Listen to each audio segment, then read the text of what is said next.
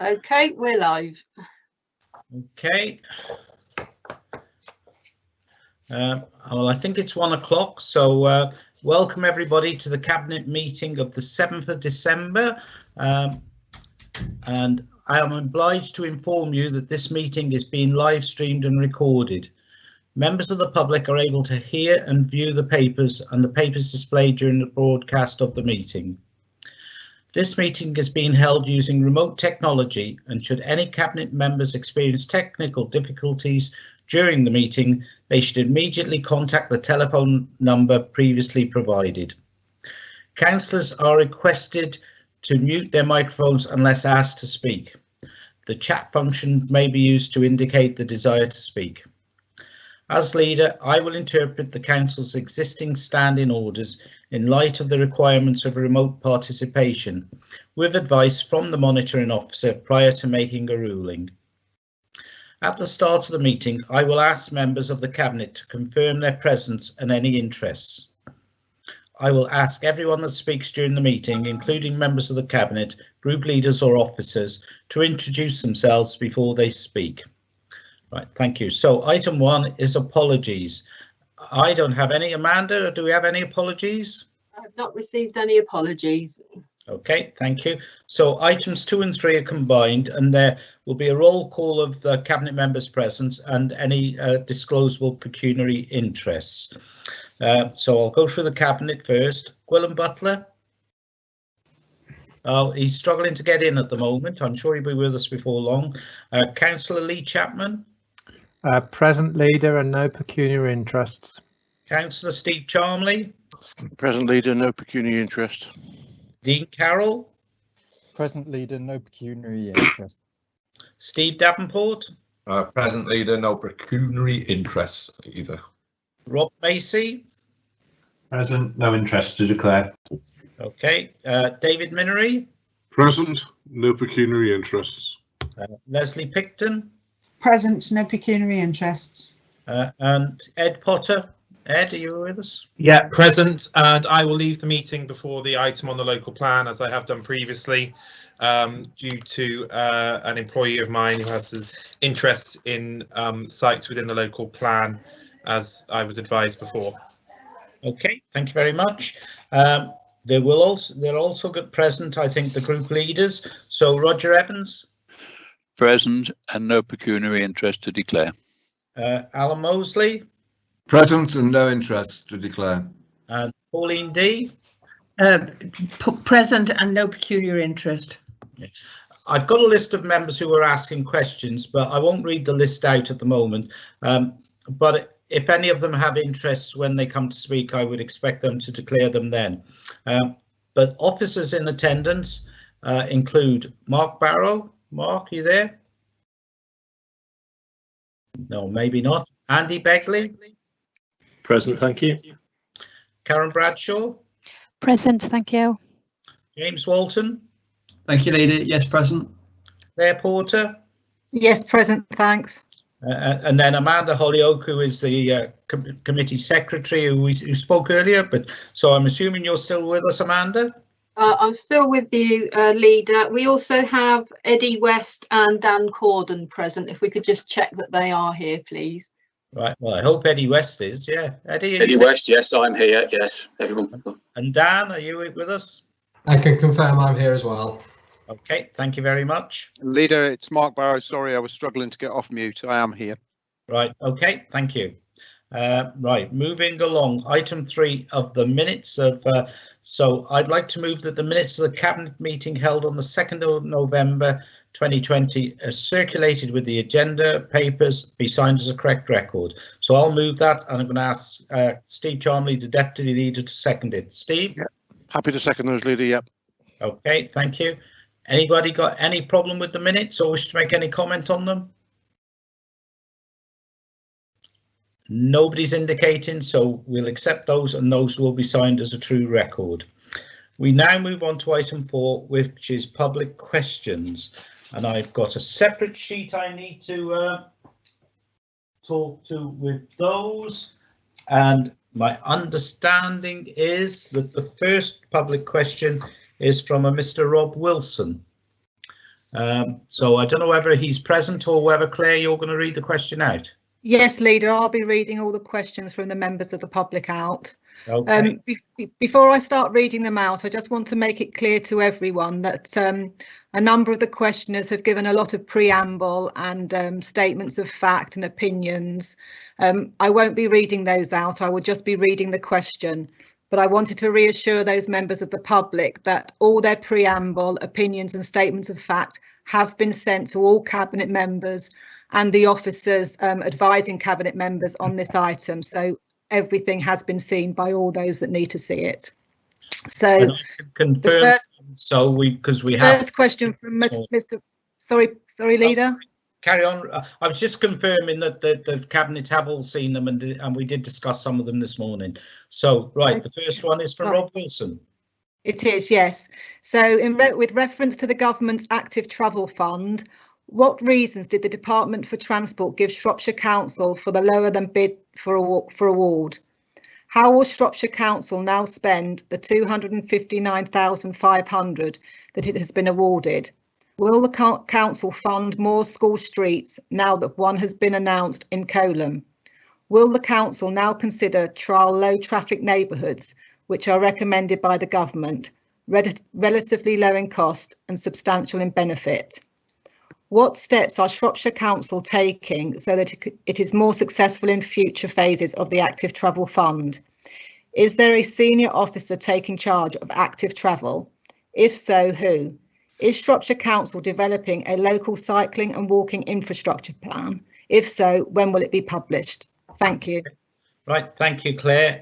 I'm going to ask Councillor Steve Davenport to respond. Steve, are you with us? Yes, I'll take it in sections as well. The first part, the council is still awaiting feedback from the Department of Transport on the reasons for Shropshire Council's award being lower than indicated than the indicative allocation, particularly as the council had been encouraged by the DfT to be ambitious on its bid. The second part of that, highways teams are still reviewing whether and other opportunities for match funding to enable the delivery of some of the original proposals, or how the reduced sum to derive the greatest impact.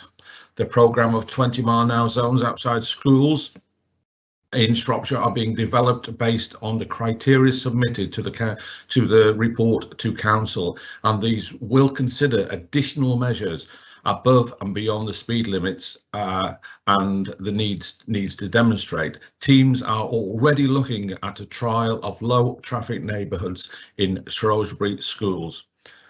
The last one part of that, the council has started work on developing the local transport plan 4, which will include the local cycling walking infrastructure plan as part of their active travel strategy. The current programme would seek approval for the LTP4 next year, although it is hoped that active travel strategy can be approved in advance of the wider document. And this also, just to finish there, the local groups will be targeted and spoken to before this active travel plan is completed. Thank you. Okay, thank you. Back to Claire, I think, for the second question. Claire? Yes, thank you, Leader. This is from Mr. Graham Tate. Residents were pleased to see the quarry pool reopen on the 2nd of December, but are mindful that for much of 2020 and into the future, there is no certainty of provision for swimming in this part of Shrewsbury. Can the council promise future provision on this site, either because of or in spite of a further 375 pages of council reports on leisure due to be dealt with at this meeting? Thank you. Okay, thank you. I'm going to ask Councillor Leslie Picton to respond. Leslie? Yes, thank you, Leader. The simple answer is yes. But to put a little bit more meat on the bone, the council are committed to retaining swimming provision in the centre of Shrewsbury, and officers are currently finalising a report which I will be presenting to Cabinet next Monday. This follows a detailed feasibility study that has been undertaken, which covers deliverability and affordability of preferred options. Those options were discussed at Cabinet in February of this year. Both of the preferred options include swimming provision on the quarry site, and it should be noted that the council has spent in the region of 115,000 on essential repairs and to make the centre COVID-19 compliant and ensure that we could reopen it following the initial lockdown. So as I said, yes, we can confirm that. Thank you. Okay, thank you. Back to Claire then. Claire Porter. Claire. The next question is from Stephen Malloy, and his question is: the current Shropshire Council Statement of Community Involvement, the SCI, was adopted on 24th of February 2011, and the above regulation that he referred to in his preamble came into force on the 6th of April 2018. So why is Shropshire Council only reviewing the SCI at the end of the local plan partial review when all the consultation has already taken place? Does this not invalidate any consultation taken place after the 6th of April 2018? Thank you. Now, I'm not sure who's expected to respond to this because Gwilym Butler is struggling to get into the meeting. Rob, are you able to respond? Rob Macy? Yes, Leader, if Gwilym's not available, that's fine. The SCI covers both plan making and development aspects of the planning consultation process. The SCI was updated in 2014, but does need further updating, and the document is under consultation now until the 1st of February. So please do let us know if you have any comments in advance of this deadline. The process of local plan review has been legally compliant with each stage of the consultation process and compliant with the objectives of the current SCI, which sets out how the council will be seeking consultation standards above minimum regulatory requirements. It is therefore not considered consultations held after the 6th of April are invalid. Okay, thank you very much. Back to Claire Porter for question 4. Thank you, Leader. This is from Susan Howell. Does Cabinet agree that without an enforceable legal position to protect the preferred site for residential housing, they must reject Taisley as the preferred option, unless they are prepared to first insist that the promoter withdraw their planning application for an intensive poultry unit, and second, guarantee that should planning permission for an IPU be sought within the Taisley Garden Village site, once included in the Shropshire local plan, it will be rejected? Thank you. And I'm afraid, Rob, I think we're back to you again. Rob Macy. Yeah, no, that's fine. Thank you, Leader.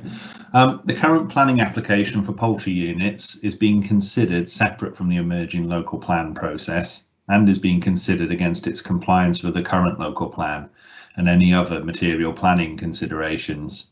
However, it is appropriate for the local plan to take into account the potential consequences of a grant of approval for the poultry units in or surrounding the proposed Taisley Garden Village site, where the site assessment process has identified a potential conflict with these uses.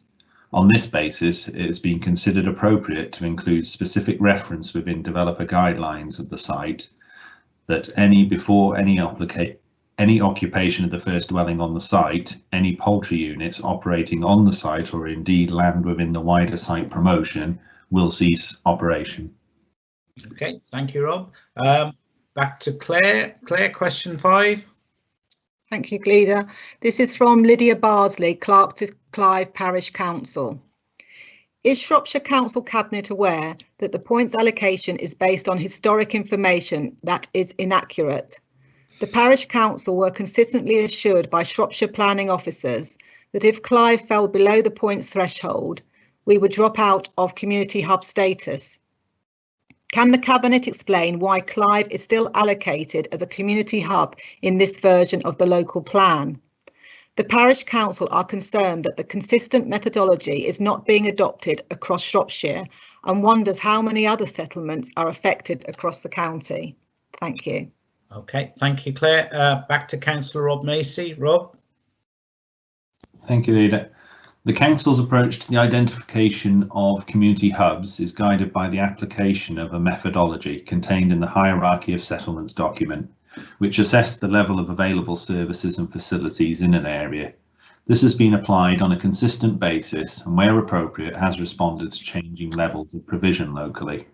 The current scoring for Clive includes the bowling green as an outdoor sports facility and the convenience store.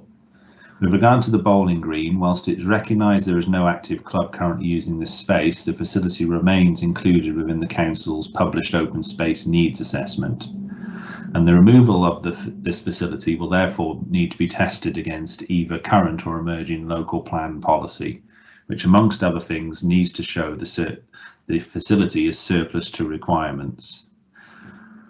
With regard to the convenience store, whilst officers have received recent correspondence from the owner that he is not seeking to re-let following the recent departure of his tenant in October 2021, this has only very recently become the case, and indeed he has also confirmed that until October he was actively seeking to let the facility. Without further evidence of marketing more widely or suitable assurances about the potential future uses for the facility, on the balance of judgment, it is felt it would therefore be premature to delete this facility from the assessment. Whilst the current position of officers, it is recognised that the council's methodology does require continued review, especially in light of any potential change to service provision resulting from the COVID-19 pandemic. The proposed consultation on the Regulation 19 version of the local plan will allow parish councils to indicate if they consider the council's approach to the identification of community hubs is sound. If there are concerns expressed, the council has the ability to propose minor modifications to the plan before submitting for examination in March 2021. More substantial changes to the plan, known as main modifications, can then be considered by the appointed inspector, who as part of this process will be considering all representations made to the plan at Regulation 19. It is therefore considered there continues to be suitable opportunities for the plan to be reviewed in light of any updated evidence before it's adopted, likely to mid-2022. In the case of Clive, until the point of adoption, the settlement continues to be classified as countryside for the purposes of decision taking. Okay, thank you, Rob. Item 6, Claire. Yes, this is from Les Berryman and it's to do with the Taisley Garden Village. What mitigation measures are planned and how much will they cost? Will Shropshire Council be liable for the cost of these mitigation measures?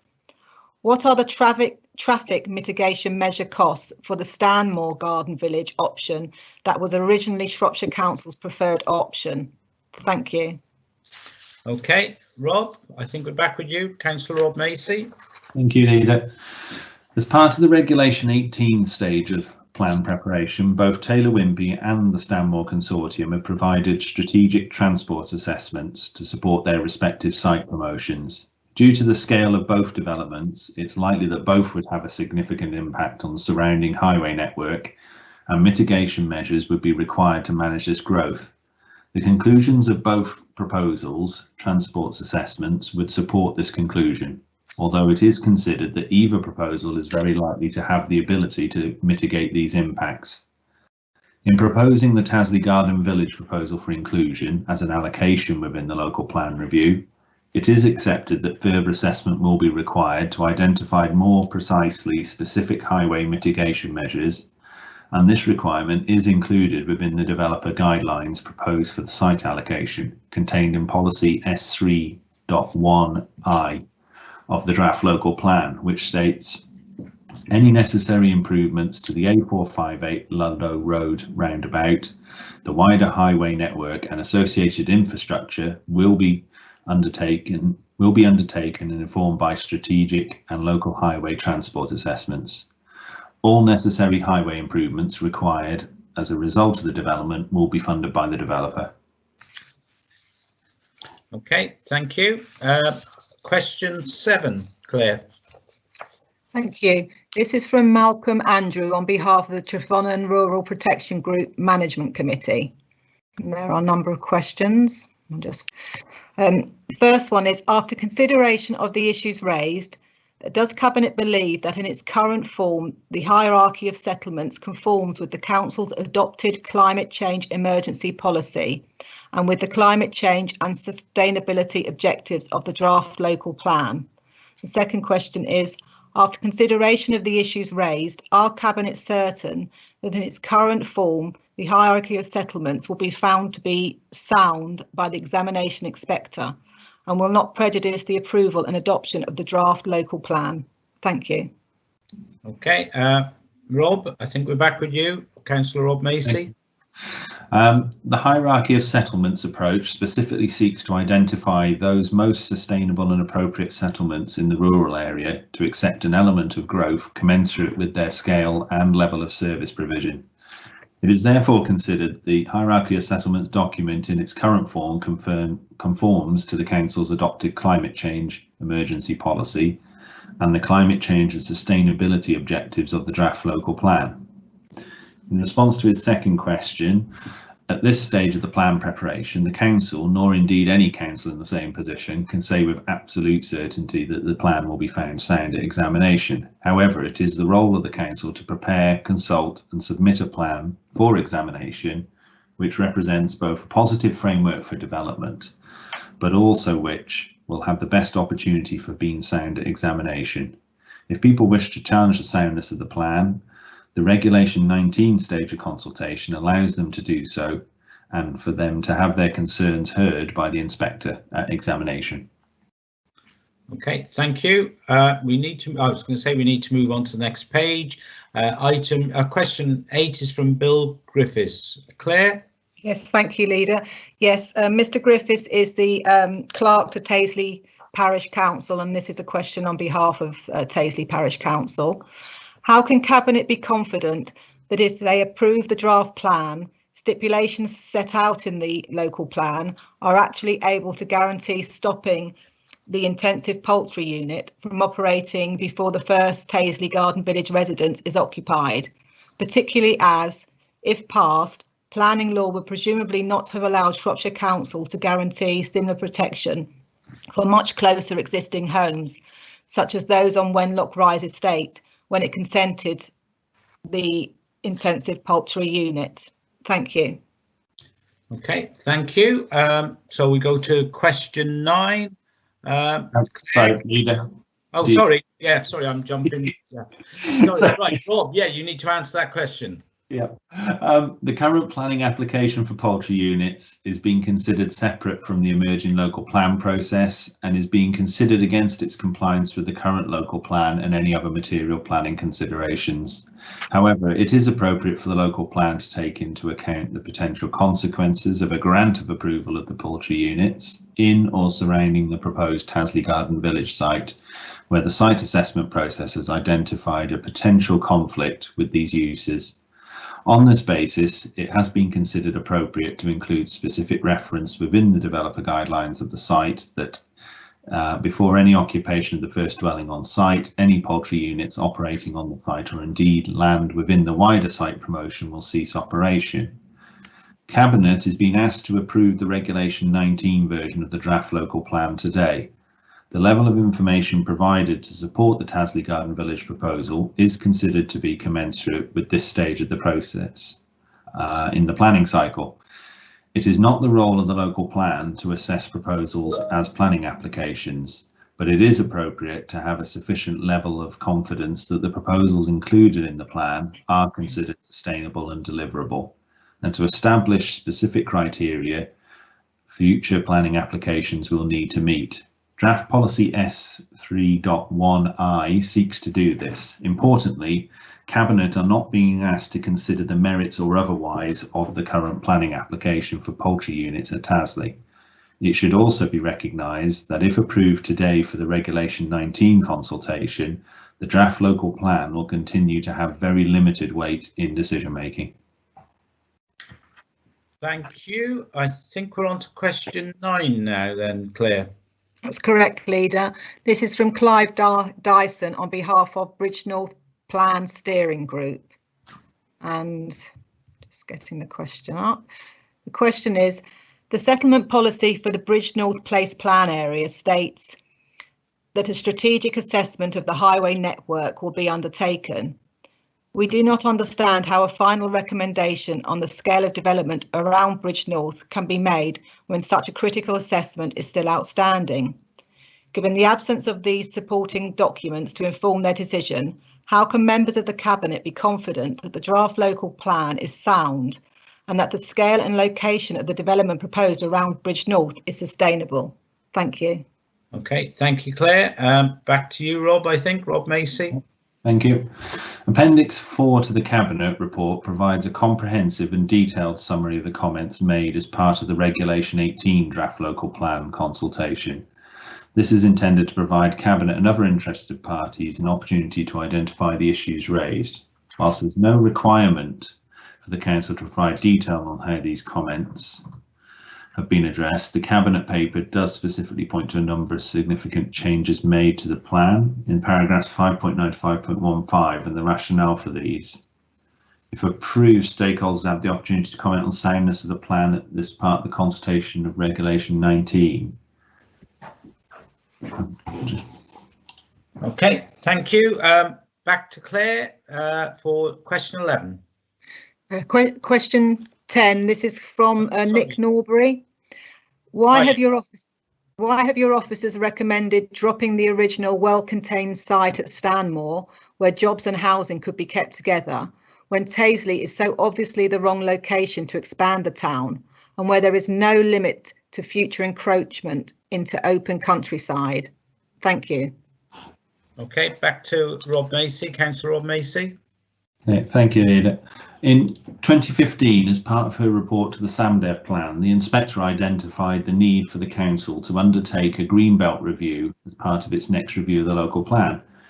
She did not instruct the council to release land from the greenbelt. The council have undertaken a greenbelt assessment and review as part of the extensive evidence base into the local plan, and this has included land at Stanmore and the likely harm of releasing this land from the greenbelt when tested against the objectives of the greenbelt. The release of land from the greenbelt continues to be subject to the council advancing an exceptional circumstances argument, and this consideration is taken into account as a significant policy consideration as part of the site assessment process for Bridgenorth, and in particular the comparison of Garden Village proposals set out in Appendix 2 of the Cabinet report. Okay, thank you. Sorry, I've got loads of paper in front of me with loads of different questions, but I think we're on to question 11 now from L. Cass. Claire? That's correct, Leader. Thank you. Yes, it is from L. Cass on behalf of Nurton Developments Limited. And their questions are, can you please confirm whether or not you fully reviewed all the comments received for the Shifnal options, and did you review the options? If not, why not? Second question, why has a comprehensive summary of the comments regarding the Shifnal options not been published for consideration by Cabinet to allow them to make an informed decision as to whether the plan could progress to Regulation 19 reconsultation, whether it would be necessary to reconsult on the basis of a Regulation 18. Third question. It is noted that you propose to undertake public consultation over the period mid-December to late January. This is a most unusual period to undertake such consultation, as it is widely recognised that public consultation should not be undertaken during major public holidays. Why are you proposing the public consultation during this period? Why is the consultation period only 6 weeks in light of this? Okay, thank you. Next question. There are a few more questions. Oh, go on then, yeah. Yeah. The Cabinet report refers to a review of the site assessment process where consultation responses have raised new material considerations. However, you have not published this and do not intend to until the Regulation 19 consultation commences. We consider that Cabinet should have had sight of this information in order to make a fully informed decision on the recommendations, and that has a question mark with it. They also understand that you are now accepting an element of unmet employment land need from the Association of Black Countries Authorities. However, it does not appear that any additional sites have been identified to meet this new requirement, question mark. And finally, the report to Cabinet does not detail the implications of the white paper, particularly should the local plan's preparations timeline slip. This could have significant implications for the local plan as a whole if it is delayed, and we consider that Cabinet should be fully informed of these implications in order to make an informed decision at the Cabinet meeting. Thank you. Okay, thank you, Claire. Councillor Rob Macy. Thank you, Leader. All comments received as part of the Regulation 18 draft local plan consultation have been reviewed and changes to the plan have been recommended where considered appropriate. The answer to questions 2, 3 and 4 is the same, that a comprehensive summary of the consultation responses has been published as Appendix 4 to the Cabinet report. In response to question 5, Cabinet are being asked to approve the Regulation 19 version of the plan for consultation, and it is considered the level of information provided is sufficient for members to take the decision. In response to question 6, Cabinet are being asked to approve the Regulation 19 version of the plan for consultation, and it is considered the level of information provided is sufficient for members to take this decision. And in response to their final question, Cabinet members were made aware of the implications of the planning white paper and the Council's response, including to the proposal to the proposed transitional arrangements at the Cabinet meeting on the 5th of October. Okay, thank you, Rob. Back to Claire for item 12. Thank you, Leader. This is a question from Charles Green on behalf of the Campaign for the Protection of Rural England, the CPRE. First question is, are members sure that the pre-submission version of the plan as currently presented has been prepared to the standards expected and not unduly rushed in its preparation? And the second part to question 1 is, are members content that a consultation period for as little as 7 weeks at this final crucial and different stage, beginning the week before Christmas, during a time when council offices and libraries will be closed, during continued COVID-19 restrictions, and for a period that seems designed to be the minimum period that can be justifiably got away with, will cast the council in a good light during the supposed season of goodwill? And the second question from Mr. Green is, do members think that the local development scheme as currently tabled should be sent back for correction before approval? In view of question 1 about the rushed nature of things and the length and timing of the imminent Regulation 19 consultation, do members consider it prudent to put back the submission of the draft plan to the Secretary of State from April 2021 to a later month? Thank you. Okay, thank you, Claire. Back to Councillor Rob Macy. Rob? Thank you, Leader. Cabinet members are content that the Regulation 19 of the local plan has met the standards expected and has not been a rushed process. We would wish to thank you for pointing out the errors in the Cabinet paper and the LDS, and recommendation D of the Cabinet paper will allow officers to correct these ahead of publication. However, it is proposed that this recommendation is slightly amended to read that authority is delegated to the Executive Director of Place in consultation with the portfolio holder for housing and strategic planning development to make additional minor editorial changes to the pre-submission version of the local plan and the local development scheme. In response to second part of question 1, the consultation period proposed is in excess of the minimum requirements set by the national regulations, in specifically recognising the Christmas period. Temporary changes due to the COVID-19 pandemic to Regulation 35 of the Town and Country Local Planning England Regulations 2012, which lifts the requirement for the Council to have copies of the documents to be made available for inspection at their principal office and at such other places within their area as the local planning authority consider appropriate during normal office hours, are to remain in place beyond the 31st of December. However, despite this, the Council will continue to seek to make documents available for inspection wherever possible and safe to do so. In response to the first part of his second question, I would refer him to my answer for his first question. And the second part of it, subject to the agreement of the revised LDS, Cabinet are content as to the future time frame for the submission of the local plan to the government for examination in April 2021. However, this can clearly be kept under review and will need to take into account the responses made to the Regulation 19 plan, if approved by Cabinet, as well as any other evidence. The decision to submit in April 2021 is also subject to approval by full Council proposed for March 2021. Okay, thank you, Rob. On to question 13, Zoe Turner, Shipnell Matters. Claire? Thank you, Leader. Yes, Zoe Turner question is, Shifnal Matters would like to know what consideration has been given to development in other counties that border Shropshire to prevent an erosion of green belt as per nation planning policy. How will Shropshire Council prevent this from happening when parcels in Shifnal's local plan review are directly in line with Telford's planned development? Thank you. Okay, Rob, back to Rob Macy. Thank you. Discussions between Shropshire Council and Telford and Wrekin planning officers has been ongoing through the preparation of the Shropshire local plan review as part of the council's legal obligations under the duty to cooperate process. In line with national policy, this has included a specific request made to Telford and Wrekin Council and to other neighbouring authorities regarding their ability to accommodate development as an alternative to releasing land in the Greenbelt in Shropshire. Shropshire Council has the ability to respond to the emerging Telford and Wrekin local plan as a statutory consultee.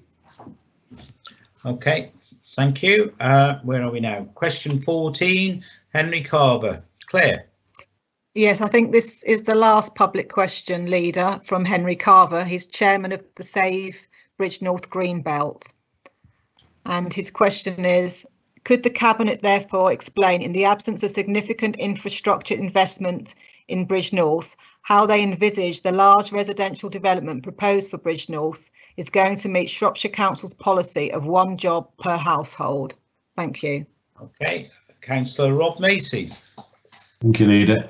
The proposals contained within draft policy S3.1I for future employment provision in Bridge North recognise the strategic role of the settlement as Shropshire's third largest town. The opportunity to strengthen the town's economic role, providing sites for existing businesses to expand and to attract new businesses to the town. The sites identified are considered to offer choice and competition to the market. This includes land adjacent to Stanmore Industrial Park, currently in the Greenbelt, and in this instance, the Council has published an exceptional circumstances case by way of a rationale for this release. The employment proposals identify within their development guidelines the infrastructure improvements necessary, and these will be assessed as part of any future planning application on the site. Okay, thank you. We now move on to member questions, and the first question is from Councillor Ed Bird. I don't think Councillor Ed Bird is present, are you? So, Claire, do you want to read it out, or do we just respond in writing? It's completely up to you, Leader, how I could read it if you wish me to, or you can respond in writing. I think it'll be better if we respond in writing, which will be available to the public after the meeting, so everybody will see the response. Yes, that's correct, Leader. We'll put everything on our website. Okay, so moving on to question 2 from Councillors Elliot Lynch and Les Winwood. Now, I know Les is here, and I think Elliot is as well. So over to you guys. I don't know who wants to do the talking. Thank you, Leader. It's Elliot here. So this is a question on behalf of Les Winwood and myself. So Elliot Lynch, representing Bridge North West and Tasley. Under the sound of proposals, the livestock market was to relocate over the A458 to enable 500 homes to be built on the current livestock market site. This was considered necessary to separate the new homes and people from the livestock market, which is a much valued business for our town, along with all of the industrial units attached. Why are we then, having moved the livestock market, are now, under the Taylor proposals, going to build 1,050 houses next to the relocated market? Please tell us how you are going to alleviate and prevent the odours and noise from the livestock market with a green barrier when this solution will take years to develop, and so shall be no barrier at all. How will you prevent these antisocial issues? We cannot afford for the livestock market and associated businesses to fail and must ensure at all costs that these are attained. If the Taylor Wimpey site is allowed and upwards of 2,000 cars leaving the site, the vast majority of which will be headed for the West Midlands, Kidderminster, Stourbridge, Wolverhampton and Telford, clogging up the route through Bridge North, both along the bypass and through the town itself, this in itself will create a tremendous backlog with the present road setup and will be considered to be the wrong side of the river because of this. Please tell us how you are going to get the vast improvements to the network to prevent long queues and pollution generated through our town streets from the Tassley site. How can any decision be made without an updated highways report, which is due in January? Finally, we appreciate that land ownership is not a planning requirement when an application comes in, but could we please have an update regarding the developer's acquisition of land from the Tassley Garden Village application? Okay. Thank you. Now, before I ask for a response, can I ask people who aren't speaking to mute their microphones, because we were getting some feedback then. Right, so I move on to Councillor Rob Macy to respond. Rob? Thank you, Leader. Appendix 2 to the Cabinet report identifies the issues officers have considered and the planning balance exercise, including the issue of public protection. This states the land at the proposed garden village at Tassley is also close to sources of current road and commercial noise and potential future noise and odour from the relocated livestock market. The adjacent employment allocation includes land specifically for the livestock market and associated landscaping. These issues require careful and sensitive consideration. However, it is considered that this can be appropriately managed through appropriate design and layout and the use of green infrastructure buffering. It should also be recognised that the guidelines proposed in draft policy S3.1I state that green infrastructure will be used to mitigate any noise, dust or odour arising from the existing employment allocations, part of which will be used for the relocation of the livestock market. The guidelines also identify the need for any future development on the site to be guided by a further supplementary planning document, providing more specific information on how this development will be delivered, including where mitigation will be required and that this SBD will be a significant material planning consideration as part of any planning application for development of the site. It is considered there is sufficient information regarding the highway situation in order for the Council to proceed to the Regulation 19 stage of consultation.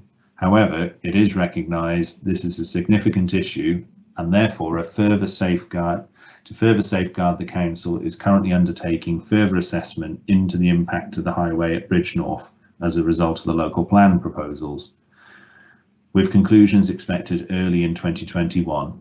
The Council has the opportunity to review the outcome of this additional work before a decision is made to submit the plan for examination in March 2021. On the issue of land acquisition, it is understood that Taylor Wimpey are currently in discussions with the landowner regarding an options agreement.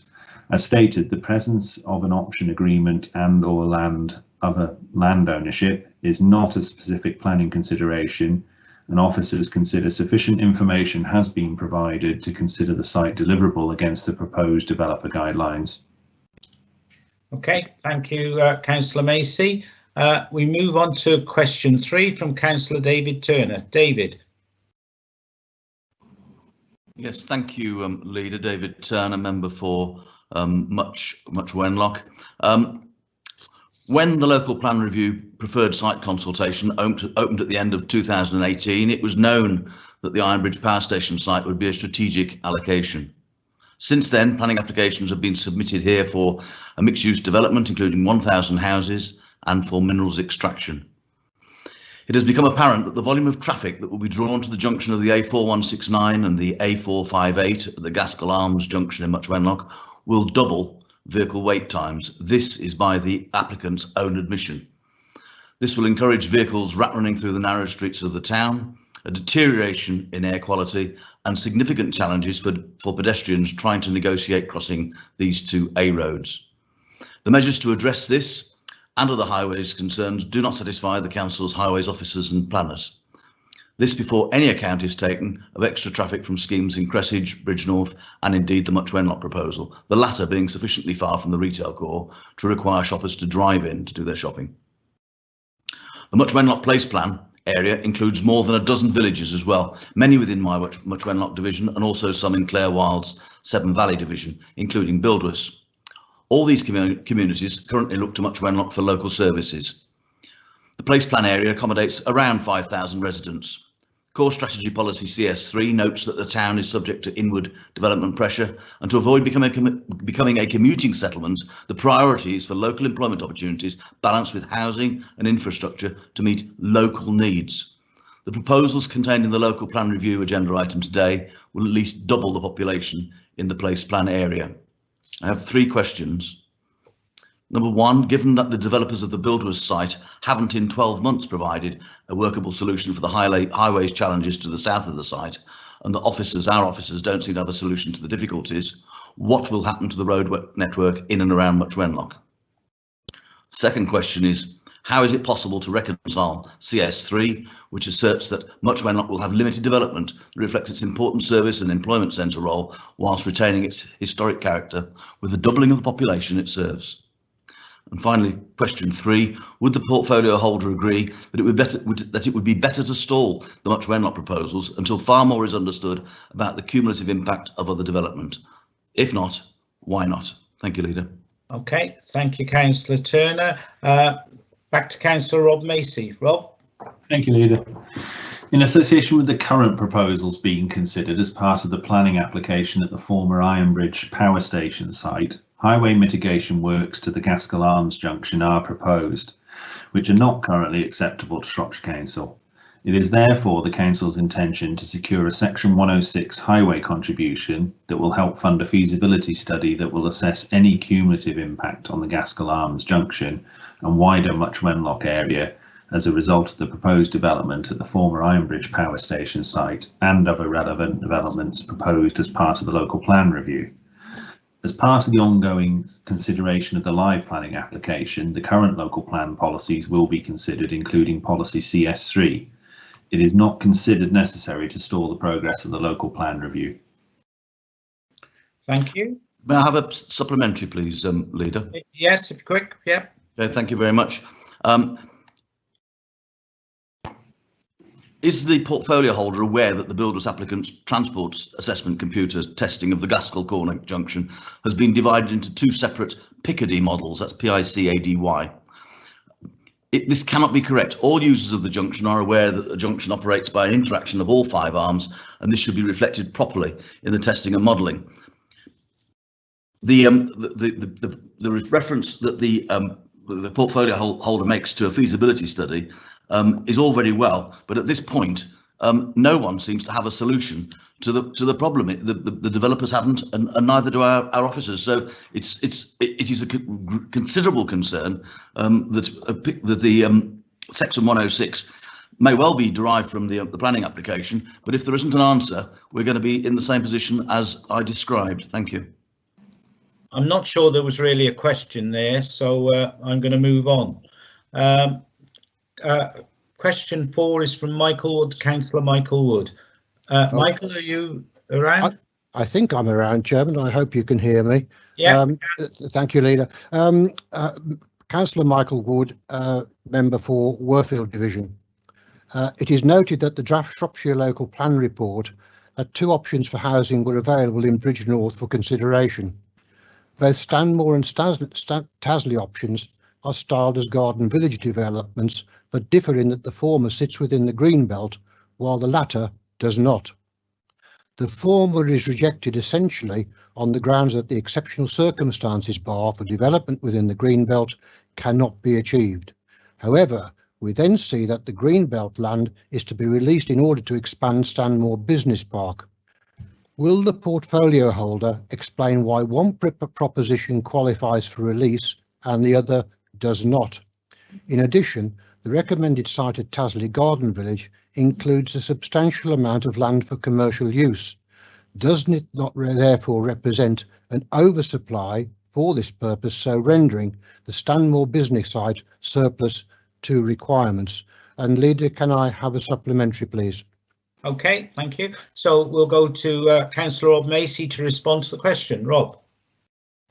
Thank you, Leader. The need to release land from the Greenbelt has been a significant policy consideration in the officer recommendation to Cabinet, but it is important to recognise the site assessment process also identifies a number of other material issues which have been given consideration in the overall planning balance.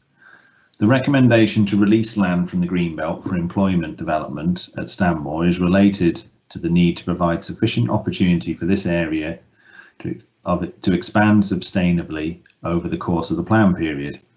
The exceptional circumstances identified for this land release were published as background evidence to the recent Regulation 18 and provide a comprehensive rationale, and will again form part of the background evidence for Regulation 19 consultation.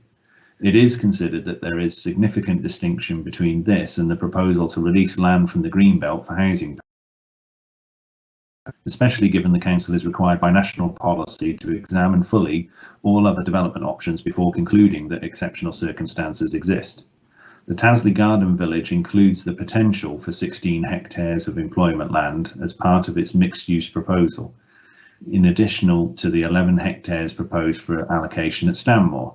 It is considered that these land releases respond to significant opportunity to enhance employment opportunities locally and to allow choice and competition in the market. Okay, thank you. Michael, you wanted to come back? Yes, thank you, Leader. I would refer members of Cabinet to public question number 14. It's regrettable that we actually didn't hear the preamble to that question because the actual question itself was very simple to answer and was so ably done so by Rob, whom I congratulate. But the preamble to that question actually illustrated how much building land is available at the moment in Bridgnorth area and how much has been developed, which is very little, something like about only 10% in the last 10 years. So given then that he goes on to ask the question about where have all these businesses gone, and illustrates that probably up to Telford, an area where there is a considerable amount of commercial land still available to develop, far more than we're suggesting in Bridgnorth. And so I would ask Cabinet to actually read the preamble to question 14 before they're coming to any decision. It's one that I feel should be answered, Leader, and certainly one that the Cabinet members should be acquainted with. May I reserve my right also to speak, Leader, under item 7 on the agenda? Okay, I can assure you that we have all read and seen all the preambles before the meeting. Right, moving on to question 5 from Councillor Kevin Turley. Right, Kevin, are you with us? Thank you, members. Good afternoon. Thank you, Peter. I would like to start by saying, with the local plan review, I do have a pecuniary interest on one of the sites, but I'm actually not looking to discuss the plan as such. Members will have seen my question about an extension. It is just to reiterate with, and it's been come out in the public session already, that with the lockdown, the COVID and everything else, it's been discussed that we are looking to do the minimum and possibly add a week to the consultation period. I would like to formally ask the Cabinet to look at extending this to a 12-week period. The Council themselves over many years have gone into consultations and discussions with government over fairer funding for the Shire councils and ourselves in the past. This is something the Cabinet and the Council is much closer to home, because these are towns and parishes in our own county, and we should give the chance of our communities local to us a greater chance to air their views and the time to get their views put down properly. And to this end, I would like to ask the Cabinet to extend the consultation period to 12 weeks, please. Thank you for the question, Kevin. Rob, Councillor Rob Macy. Thank you. Just in terms of the question I'd received from Councillor Turley, I mean, the Council is proposing a 7-week consultation. It's in excess of the minimum requirements and in line with the Council's statement of community involvement. This specifically allows for an additional week to reflect the period of closure at Christmas and is considered sufficient to allow all interested parties to respond. Okay, thank you. Moving on, question 6, Councillor Robert Tyndall. Robert, are you with us?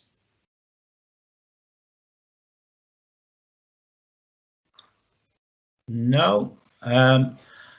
I'm here. Can you hear me all right? I can now, yes, carry on. Right. Although only a comparatively small area of the land of the proposed Tasley Garden Village affects my electoral division of Brown Clee compared with the other neighbouring divisions, I have received a large electronic postbag of complaints and concerns, and not one email that comes anywhere close to being supportive. I have 5 questions. First, does the portfolio holder recognise that the considerable mineral deposits between Bridgnorth and Moorville will be rendered incapable of exploitation if they are built over? These deposits are much needed sands and gravels laid down in glacial conditions, i.e. in Lake Moorville, and are vital for the building and civil engineering industries. After extraction and following restoration, these sites become very important for wildlife, as can be evidenced by the existing old quarry sites near Underton. Secondly, does the portfolio holder accept that however well designed and planned, the Tasley Garden Village scheme will be a development wholly out of proportion to the scale and size of the existing market town of Bridgnorth, and will give the impression of an almost seamless length of suburbia along the A458, virtually connecting Moorville with Bridgnorth? Thirdly, does he think that this consequence of the local plan review is something that Shropshire Council could ever be proud of? Fourth, does he recognise that considerable concern has been expressed about the capacity of the main and local highways to take the additional traffic which will inevitably be generated by the Tasley Garden Village scheme? Fifthly and finally, would you not agree that much further impartial research and evaluation needs to be undertaken into these highway aspects before any further consideration of the Tasley Garden Village scheme is undertaken? Thank you. Okay, thank you. Councillor Rob Macy, would you like to respond? Thank you, Leader. In response to question 1, officers have considered the implications of the mineral deposit in and surrounding the proposed sites of the Tasley Garden Village and Stanmore Garden Village proposals. This has not led to significant concerns in relation to the sterilisation of these resources based on the currently defined site areas of the Garden Village proposals. In response to question 2, it is the officer view that the proposed Tasley Garden Village proposal is a deliverable and sustainable option, and one that has the potential to offer realistic options for providing sustainable connectivity to the existing urban area. It is considered to be of a scale which will provide the opportunity to provide long-term housing requirements for Bridgnorth over the plan period. And based on my answer to that question, question 3 becomes non-applicable because I don't agree with the consequence. Question 4, the potential impacts of both potential Garden Village proposals on the local highway network have been considered as part of the site assessment process and have been taken into account in the recommendation to Cabinet and summarised in Appendix 2 of the report. Given the information provided within the various supporting transport assessments and the scale of developments proposed, it is considered the Tasley Garden Village proposal can provide appropriate vehicular access and is capable of making necessary improvements to the highway network.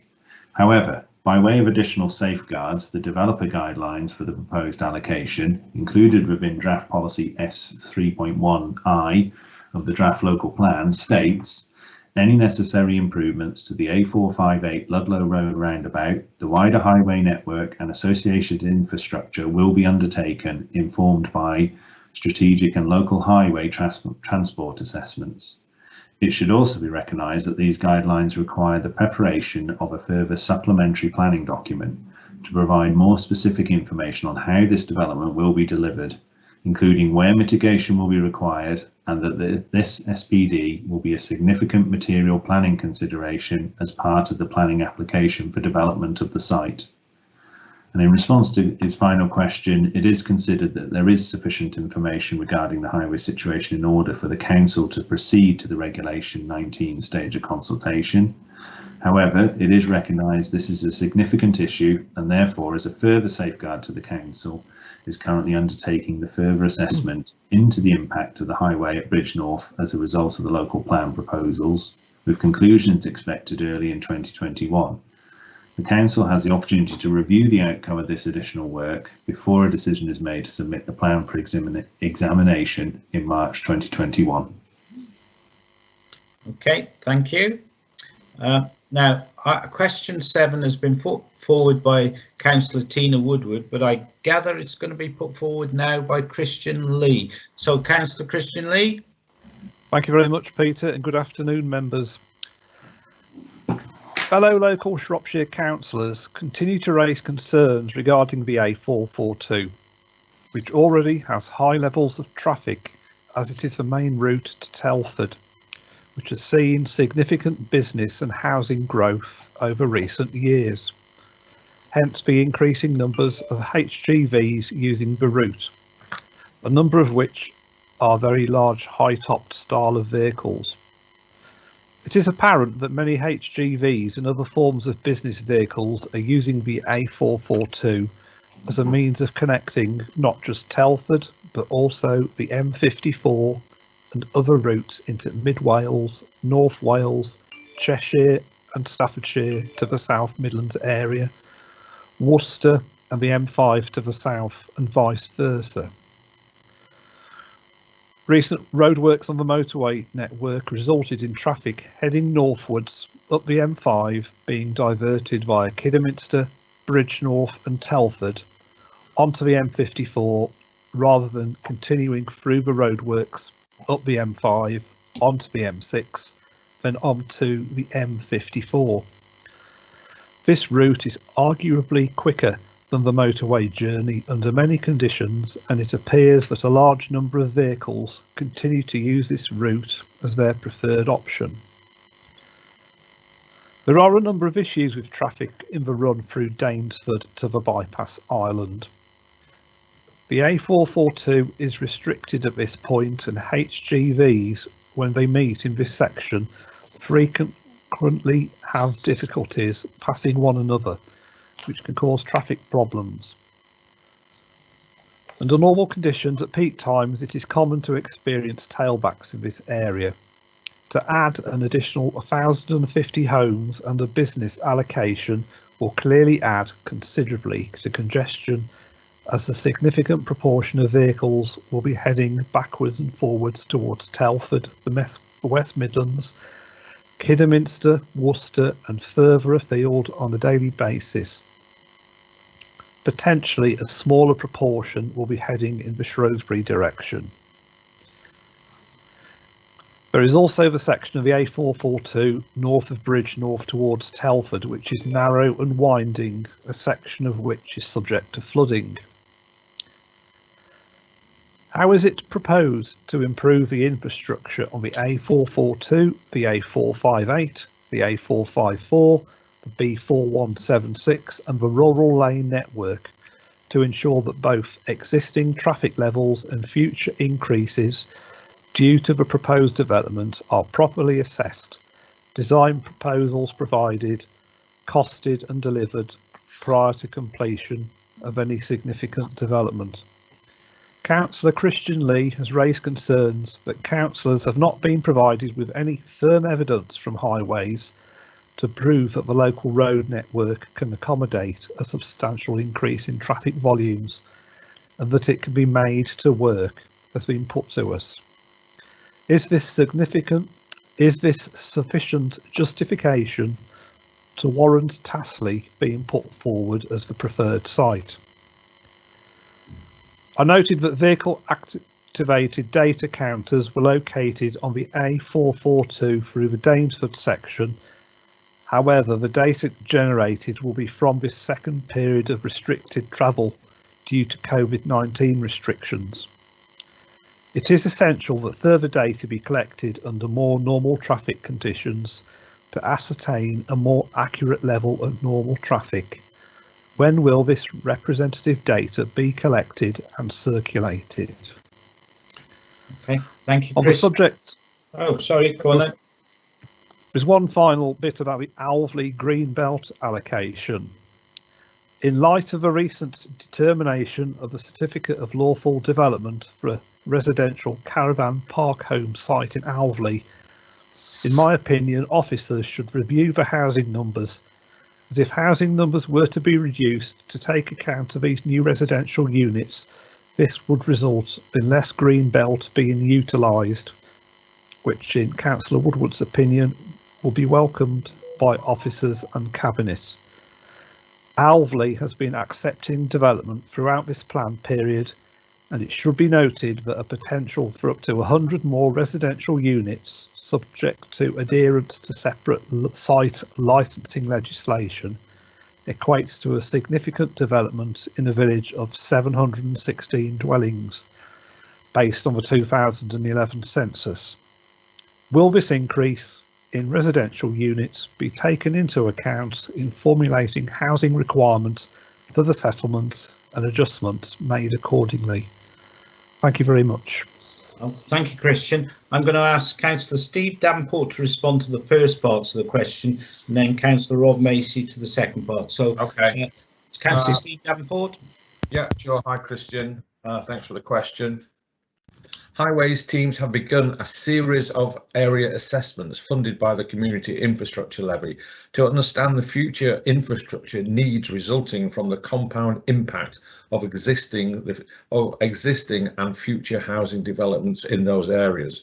The initial reviews are focused on Bridge North, Market Drayton, Ulster Street and Shrewsbury. The reviews will consider a broad range of issues such as current infrastructure capacity, public transport, parking, air quality and active travel needs, and will enable the programme of mitigation measures to be developed. It is hoped to complete the review in Bridge North by the end of the financial year.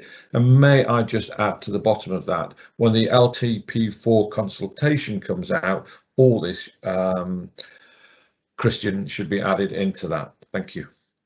Okay, thank you. And now I'm going to ask Councillor Rob Macy to respond to the items about Alveley.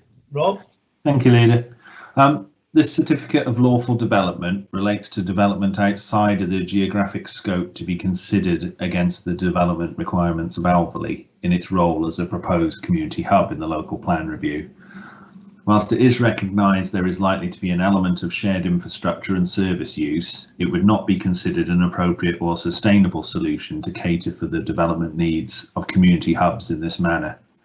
Instead, the additional housing provision provided through this development will be considered against the rural windfall allowance factored into the local plan's spatial distribution of growth. The Council's place plans offer the opportunity to capture ongoing infrastructure needs of settlements, and this includes capturing the needs of rural development on local provision. Okay, thank you very much, Rob. We move on to question 8, which is from Councillor Tom Biggins. Tom, are you with us? I am, Leader. It's a two-parter. First part, Shropshire Council does not appear to have an adopted minimum parking spaces policy for new developments, whether housing estates, business parks or doctors' surgeries, to name just 3 examples. Insufficient provision of parking spaces on any development results in parking overspills onto adjoining areas and spreads the problem more widely, thus inconveniencing more people. When will the council adopt a minimum parking spaces policy for new planning applications in the local plan? And the second question is, as a local member, I had planned to hold a scrutiny type meeting in Whitchurch in early September 2020 to look in detail at the infrastructure deficiencies in the town. The purpose of this was to call witnesses and in particular to invite senior representatives from utility providers and other agencies and organisations to attend so that an accurate, up-to-date and complete snapshot of present and future infrastructure shortcomings could be taken. Regrettably, the pandemic intervened and it did not happen. I'm aware of a number of issues that have been brought to my attention by my constituents which do not appear in the Whitchurch settlement policy or the place plan. I would therefore be most grateful if I can receive an answer to this question a complete and comprehensive list / report of the infrastructure deficiencies and indeed facility deficiencies that officers have a record of for Whitchurch. Thank you. Okay, I'm going to ask Councillor Rob Macy to respond. Rob? Thank you, Leader. In response to your first question, the application in minimum parking standards is no longer recognised as an appropriate or sustainable approach to promoting movement towards more sustainable transport. Indeed, the MPPF state that maximum parking standards for residential and non-residential development should only be set where there is a clear and compelling justification that they are necessary for managing the local road network or for optimising the density of development in city and town centres and other locations that are well served by public transport. As such, there is no intention for the local plan to adopt either minimum or maximum car parking standards, and instead proposals will be considered against their own merits using the other policies of the local plan and any other material considerations. And in answer to your second question, as part of the local plan making process, infrastructure providers are consulted on proposals, and in considering comments made, sites are either removed from consideration or, more normally, realistic mitigation measures are included within development guidelines. These responses are considered along with other responses made to the place plan process and through the Council's Strategic Infrastructure Forum as part of the preparation of the local plan. Officers from several service areas will be happy to work with all elected representatives to articulate information to inform further local discussion on the matter, and it is considered that the refresh of the place plans planned for early 2021 would be the most appropriate mechanism to do this. Okay, thank you very much, Rob.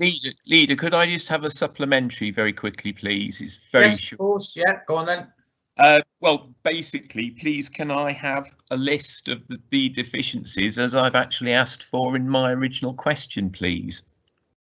Okay, I will ensure that officers respond to that as soon as possible. Right, moving on. Question 9 from Councillor Simon Jones. Simon, you were with us?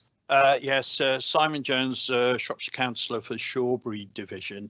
I appreciate that my question has been very similar to the Clerk of Clive Parish Council's question, which was answered earlier in the public questions. But I just wish to ask the question at Cabinet on the 7th of December 2020 on item 7, Shropshire Local Plan. I wish to query the decision to designate Clive Parish as a community hub. The village shop has now closed and the bowling green is no longer a leisure amenity as the club has closed and the bowling green is now in private ownership and is now a private lawn to the property Clive Hall. These two things should reduce the scoring to below community hub status. And if I could ask a supplementary question. Okay, right, well, we'll start first with Rob Macy. Rob? Rob, you're on mute. I apologise, Simon. As you say, you'll have heard the bulk of this answer because it's quite similar to the public question, but I'll read it out so you've got this on record as well. The Council's approach to the identification of community hubs is guided by the application of a methodology contained in the Hierarchy of Settlements document, which assesses the level of available services and facilities in an area. This has been applied on a consistent basis and, where appropriate, has responded to changing levels of provision locally. The current scoring for Clive includes the bowling green as an outdoor sports facility and the convenience store. With regard to the bowling green, whilst it's recognised there is no active club currently using the space, this facility remains included within the Council's published open space needs assessment, and the removal of this facility will therefore need to be tested against either current or emerging local plan policy, which amongst other things needs to show this facility is surplus to requirements. In line with general advice from Sport England, to this end, officers feel it continues to be appropriate to include this facility in the assessment. With regard to the convenience store, whilst officers have received recent correspondence from the owner that he is not seeking to re-elect following the recent departure of his tenant in October, This has only very recently become the case, and indeed he has also confirmed that until October he was actively seeking to let the facility. Without further evidence of marketing more widely or suitable assurances about the potential future uses for the facility, on the balance of judgment it is felt it would therefore be premature to delete this facility from the assessment. Whilst this is the current position of officers, it is recognised that the Council's methodology does require continued review, especially in light of the potential change to service provision resulting from the COVID-19 pandemic. The proposed consultation on the Regulation 19 version of the local plan will allow parish councils to indicate if they consider the Council's approach to the identification of community hubs is sound. If there are concerns expressed, the Council has the ability to propose minor modifications to the plan before submitting for examination in March 2021. More substantial changes to the plan, known as main modifications, can then be considered by the appointed inspector, who as part of this process will be considering all representations made to the plan at Regulation 19.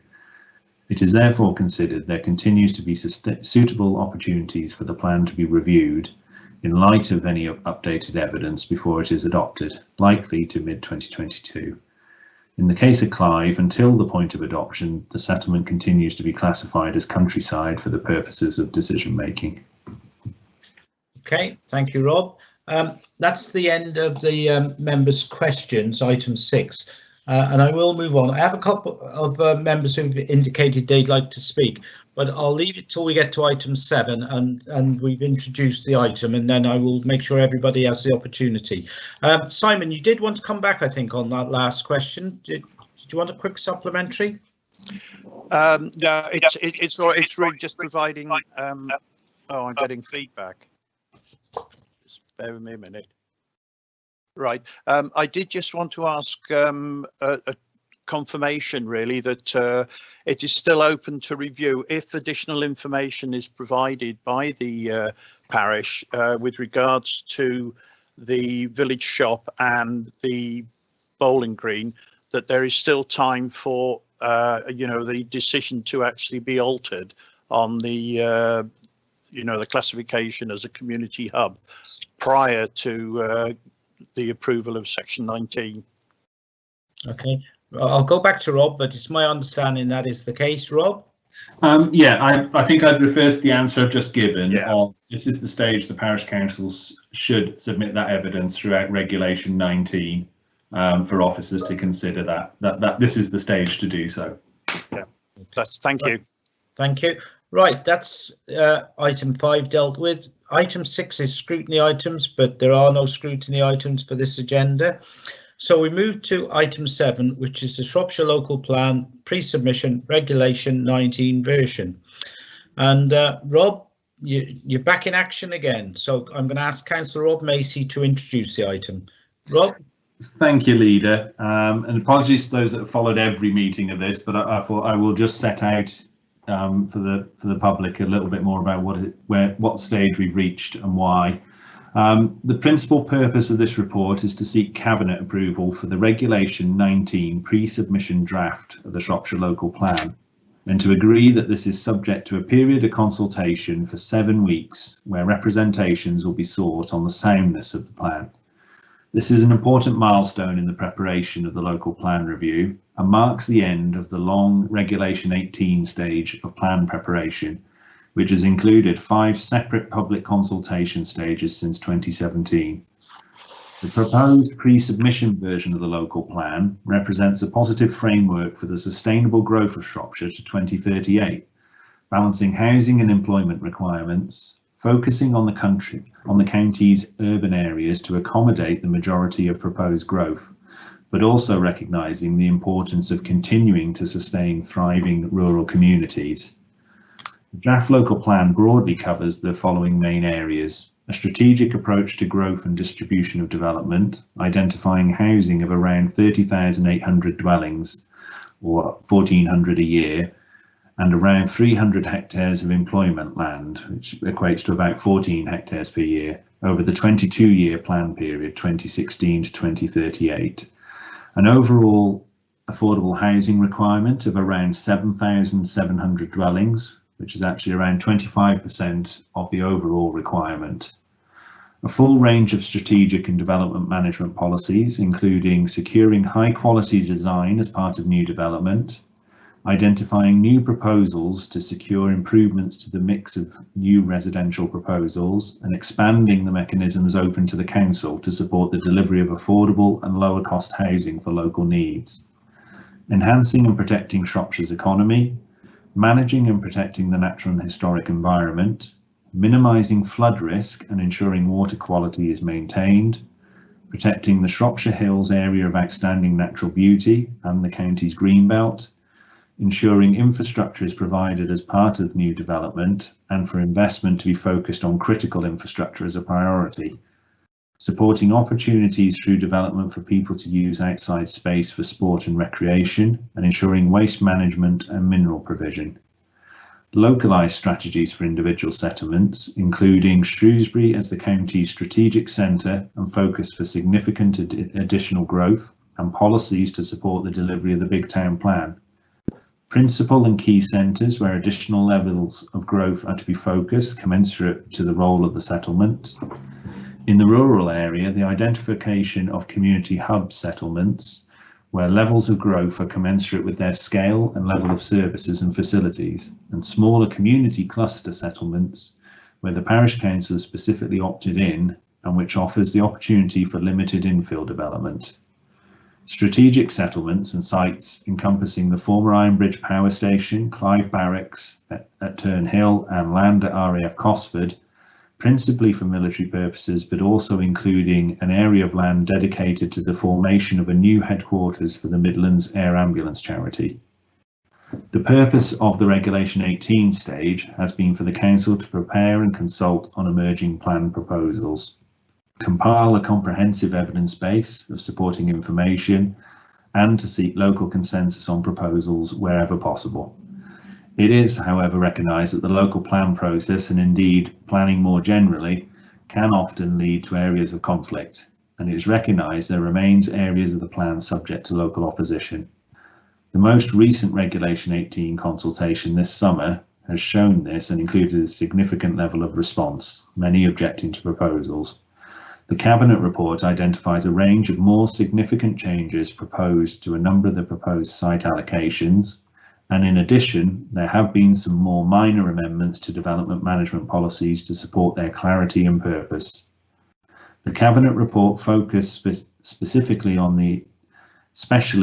the issue of the Greenbelt release, and it is recognised as a significant policy consideration. In being consistent with national policy on the issue, the local plan is only recommending the release of Greenbelt land for development or future safeguarding where it is considered an exceptional circumstances argument applies. Where the local plan has sought to release Greenbelt land, the exceptional circumstances case will be consulted on as part of the upcoming consultation process. The Cabinet report and its Appendix 2 addresses the comparison of Garden Village proposals in Bridgnorth, which is recognised as a matter of significant local interest. The purpose of Appendix 2 is to set out the wide number of considerations officers have taken into account in arriving at their recommendation. It shows that whilst the protection of the Greenbelt has been a significant consideration in this context, wider site considerations have been taken into account in the balance.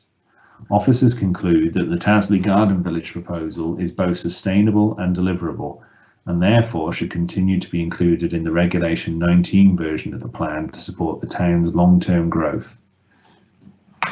The Council must balance a number of considerations in preparing the plan and must remain in conformity with the NPPF, the National Planning Policy Framework, as well as responding to local evidence. It is ultimately essential that the Council maintains an up-to-date local plan, as this is the key to maintaining control over planning decision. The best way to do this is through regular and timely updates to the local plan as required by the NPPF. Further changes to the planning system recently proposed by the government as part of the Planning White Paper in August 2020, and to the manner in which local housing need is calculated, also proposed and consulted on recently by the government, further emphasise the view that councils without up-to-date local plans are likely to be the focus for considerable levels of speculative development. The local plan process is the mechanism councils have to manage this process appropriately. Whilst it is considered the currently adopted core strategy and SAMDEV plans continue to represent up-to-date plans for the purpose of decision making, and that the Council currently has a robust housing land supply position, this does not detract from the need to continue with progress with the local plan at good pace without compromising the soundness of the plan. With regard to the soundness issue, there can never be absolute certainty until such a time as a plan has been subject to examination. Cabinet are today being asked to approve a consultation a plan which is considered to represent a sound and appropriate strategy for the county up to 2038. However, it is important to remember that whilst the decision to move ahead with the Regulation 19 consultation is a significant one, it should equally be recognised that there remains further important steps in the process before Council can seek to adopt the plan. Firstly, if approved today, the plan will be subject to a period of consultation for 7 weeks, which is in excess of national requirements, and this process offers the opportunity for the public and other consultees to comment on whether they consider the plan to be sound against a nationally defined set of criteria. Information will be provided as part of the consultation in order to explain this process clearly. Before moving forward to submitting the plan for examination, the Council have the opportunity to consider responses made and identify any minor modifications before deciding to submit the plan. Importantly, the government appointed inspector will be sent all the representations made to the plan at Regulation 19, along with all the minor modification the Council wishes to propose. As part of the examination, the inspector is likely to decide to hold specific public hearings on particular topics, and ultimately, having heard the arguments, have the ability to suggest more significant alterations to the plan if required to make the plan sound in their opinion. The report also seeks agreement in principle that as part of the duty to cooperate process, the Shropshire Council agrees to accept an element of the Association of Black Country Authorities up to 30 hectares of employment land, and for this to be incorporated into the existing employment requirement for Shropshire to 2038 and distributed in accordance with the overall strategic approach. Finally, the report also seeks formal agreement on the revised local development scheme, the LDS, setting out the proposed timetable for the review of the plan. And just in picking up on one of the points made in the public question session, it is proposed to amend recommendation D to the report to read that authority is delegated to the Executive Director of Place in consultation with the portfolio holder for housing and strategic planning development to make additional minor editorial changes to the pre-submission version of the local plan and the local development scheme. And with that, I'll move the recommendations in the report, Leader. Thank you. Thank you, Rob. I'm going to ask Councillor Lee Chapman to second in a minute. I have got a list of people who wish to speak, and I'll move them first, but we'll get it seconded first. Lee Chapman. Lee? Yes, Leader. Happy to second. Thank you. Okay. Now, I did have notification from Claire Wild that she wanted to ask some questions, but it didn't come in time to go in the official question. So, Claire, I don't know whether you want to speak now. Yes, thank you very much indeed. And thank you, Cabinet, for letting me ask my question. And my question is, none of my parishes want development. I think this view is probably reflected across Shropshire. But what I want to know is, what are the risks and what are the consequences of not agreeing to send our local plan to the Planning Inspectorate for examination? Thank you. Thank you, Claire. Rob, do you want to respond to that? Oh, he's gone. You're muted, Rob. Apologies. I picked up on that in my introduction, but yeah, if I could expand on that, because it is an important point at this stage for Council to consider, and certainly for all members to consider as well. I mean, in recent years, the importance of having an up-to-date local plan has been amplified by the need for local authorities to show at least 5 years' supply of housing land. Indeed, Shropshire has seen firsthand the impact of not having a sufficient housing land supply, where some planning decisions are made in an ad hoc manner, where local plan policies are afforded less weight in decision making. The most effective way to ensure the Council maintains a sufficient level of housing supply is to keep its local plan up to date, Whilst the Council's current core strategy and SAMDEV plans, combined equating to the local plan for the area, are currently considered up to date, there is a risk that should the local plan not be reviewed in an appropriate timescale, the ongoing ability for the Council to manage growth in a plan-led manner will be compromised. Clearly, delay to the local plan review will have consequences. It will inevitably increase the prospect of challenge to the credibility of the Council's current plan-led position, and thus increasing the risk of planning by appeal. Under this scenario, if less weight is attached to the local plan due to it being deemed not up to date, less weight can be attached to housing supply policies in decision making, which could include the definition of development boundaries for settlements. This has the potential to lead to a speculative development in locations identified as countryside in both the current local plan and emerging review.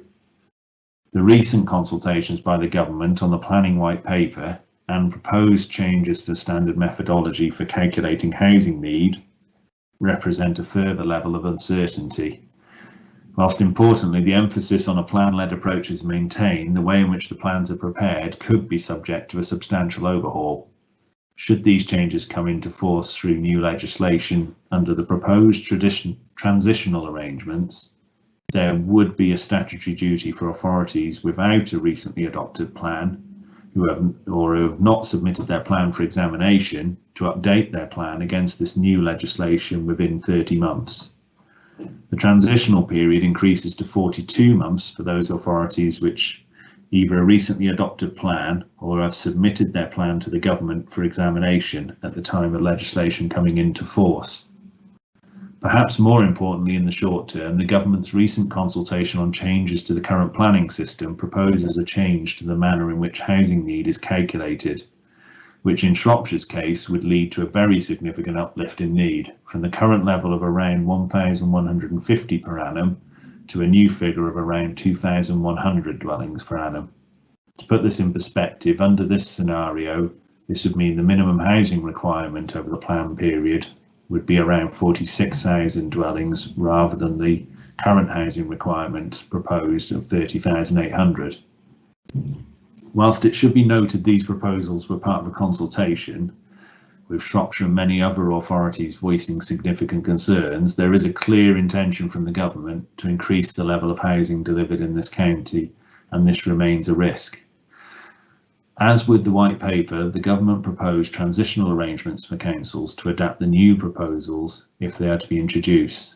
This states the government is aware that any change in the standard method will have an impact for plans that are currently under development, as authorities expend considerable resources in developing new plans. To enable an orderly transition to the revised standard method and achieve as much short-term supply as possible, while setting the right expectations for the early stage plan making, we propose that from the publication date of the revised guidance, authorities which are already at the second stage of the strategic plan consultation process, Regulation 19, are given 6 months to submit their plan to the Planning Inspectorate for examination. Authorities close to publishing their second stage consultation, Regulation 19, should be given 3 months from publication date of the revised guidance to publish their Regulation 19 plan, and a further 6 months to submit their plan to the Planning Inspectorate. This is to strike a balance between allowing an appropriate transition period for plans that are nearly through the process but without causing a significant delay in planning for a higher level of need. It is therefore clearly the government's intention that authorities that are well advanced in plan making should continue to make positive progress. In this context, therefore, it is considered Shropshire is currently in a good position given the very advanced stage of the plan preparation. It should also be noted that several responses to the recent Regulation 18 consultation have already begun to highlight the view that Shropshire should be planning for additional housing growth now to respond to the proposed changes. So, Leader, that's the very long-winded, I'm afraid, way, but I think necessary for members to understand of all the different ways that lead to us coming to the conclusion that we should proceed with the plan at this stage, and we should proceed as far as possible on the timetable within the local development scheme to avoid any of the be outcomes which are not desirable, which I've just highlighted. Right, thank you. Claire, do you want to come back? Yes, please, Peter. So thank you very much for that, Rob. I mean, in plain English, if we don't get this plan sorted, there's a real risk for my parishes that the number of houses that they might get might double. I mean, you know, that's what I want to understand. Thank you. I can respond partly to that. Yes, it becomes a free-for-all if we don't have a current local plan in place which shows a clear 5-year land supply. And if that's not the case, we really are in trouble in some of the villages, which at the moment will be protected, but won't be if we haven't got the proper plans in place. Yeah, that's a fair way of putting it, Rob? Yeah, I think in Shropshire's sort of history of this, we return to pre-SAMDEV, where it was considered there wasn't enough land supply and local plan in place. However, if the government proposals pass through and we find ourselves in that stage, the requirement for housing would be an awful lot higher, or almost double, based on these figures. Yeah. Okay. So that there's two risks. Sorry, Peter, just so I get this clear. The one risk is if we delay, the government will impose higher figures on us. And the other risk is if we don't have a 5-year land supply, we're absolutely will be under the cosh like we were last time. So there's two real pressures out there. Is that right? Yeah, I think you've got it completely clearly set in your mind. I think that's fair enough, isn't it, Rob? Yeah, no, that's fine. Councillor Wild is very good at the plain English approach to it. Yes, thank you. Right, thank you, Claire. Next on my list, I've got Joyce Barrow. Joyce wanted to comment, I think, on some of the things that were said earlier. Joyce, are you with us? Yes, I am. Thank you very much, Peter. Joyce Barrow, member for St Oswald, which includes the village of Trevonin. A couple of things, really. With COVID affecting businesses across the county, the possibility of pub and shop closures due to the COVID restrictions, has Cabinet considered the implications of these business closures on the pre-submission local plan, particularly in villages such as Trevonin, which was pushed into hub status by very few points? I'd like to start by saying that I appreciate the difficulty that the council has in identifying sites. I also understand that when speaking up for residents, it isn't enough just to say not in my backyard, and that won't be my argument. Firstly, there are no readily available sites to accommodate 50 houses. The latest application for the largest potential site was refused locally and on appeal by the inspector. He recognised the importance of keeping the integrity of the village. And one of the things he also recognised, which is really important, is ribbon development as an important feature of the village. The village already has over 700 households. It has very narrow roads, only wide enough for one vehicle, and already struggles to accommodate the existing traffic. 50 dwellings would mean over 100 vehicles. Most of you will never have been to Trevonin, but I can assure you that the roads cannot take that number of extra cars. You will all have read the large number of objections from residents in Trevonin that have been raised, particularly by the Trevonin Rural Protection Group, which is not, I hasten to add, a NIMBY group, is people who really care about the village. And I don't intend to repeat everything that they've put and their reasons, because I think they say it all. I would simply ask you to show some common sense. Take Trevonin out of the hub category and let us find the required housing through windfall sites. This will ultimately achieve the same result, respect the views of the people who live in this village, and show that we are a listening council. So please will you look again at OSW 017 and remove it before it goes forward from the pre-submission local plan, and allow windfall sites to make this number up, please. Thank you very much. Okay. I don't know if you want to respond as we go along, Rob, if you want. Yeah. Okay. No, that's fine. If I pick up the sort of point of what sort of development we're expecting to see with the allocation in Trevonin, and then maybe if Eddie West wants to pick up what things they're considering and COVID-19 in terms of facilities, I think he's probably better to pick that up. I mean, the allocation we made in Trevonnan is for in the region of 55 units. And what we've considered is the delivery of the residual housing guideline over the period up to 2038. We're expecting broadly to be made up of limited infill and conversion opportunities within the proposed development boundary, and then any additional exception and cross subsidy sites where these are in line with the proposed policies of the emerging local plan, which includes consideration of things like local need and should be either within or immediately adjoining the built form of the village. So I'm hoping that picks up on some of the points that Councillor Barrow was raising. In terms of how the facilities are considered in the effect of COVID-19, as I say, I think probably Eddie West is best to pick up how the team are dealing with those. Okay. Right, Eddie, are you with us? I am with you. Hello, everyone. Hope you can hear me. Yeah, thanks, Rob. Thanks for the question. You're quite right. In terms of the methodology, we haven't proposed to amend that methodology in light of the current issues.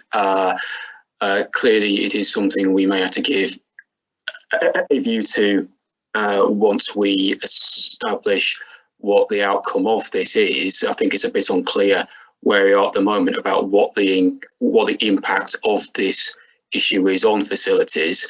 I think it's certainly just reiterating a few of the issues which have already been raised here about what will happen at examination. I am sure that an inspector at examination will want to examine us on our methodology and including how we have approached our view on the recent issues. So I think it's something we haven't specifically taken account of as we speak, but I think as we begin to appreciate what the outcome is for this, it is perhaps something we will have to do in the future. Okay. Right. Back, please. Oh, okay, Joyce? Yeah, I just wanted to ask, would it be possible, please, to have Robert's and Eddie's responses in writing? Yeah, and I'm sure they'll be happy to talk to you outside the meeting to explain what they're saying. So, yeah, we will try and sort that out for you. Thank you very much. Thank you. Right, next on my list is Councillor Roger Evans. Roger? Thank you, Peter. Got a number of points. I'll try and cover it in one session, save me having to try and come back. What I'm going to be asking the Cabinet for is actually to pause this process now. I heard the answer to Claire's question, and I understand that we need this local plan to go through, but I am concerned that it does not fail on soundness or found to be wanting when the planning inspector looks at it. I feel the Cabinet needs to allocate sufficient resources to enable the responses to the Regulation 18 to be looked at, and really to talk to local members just to ensure that when it comes to council and when it goes further into the process, that everyone supports it. I note the responses, note the comments, and especially on the hierarchical settlement of hubs and the points there. I'm also been contacted by Councillor Nigel Hartin, who queries Bucknell, and the point that he makes to me is that he has in a message from officers to say that they have not had sufficient time under the regulation responses to take note of what the local community and what all logic say should be happening in Bucknell. Appendix 4 was only published on Friday. And looking at the appendix over the weekend, the responses in my area, for example, appear on different pages, not related to one another at all. For example, in Longdon Village, it appears on 3 or 4 different pages.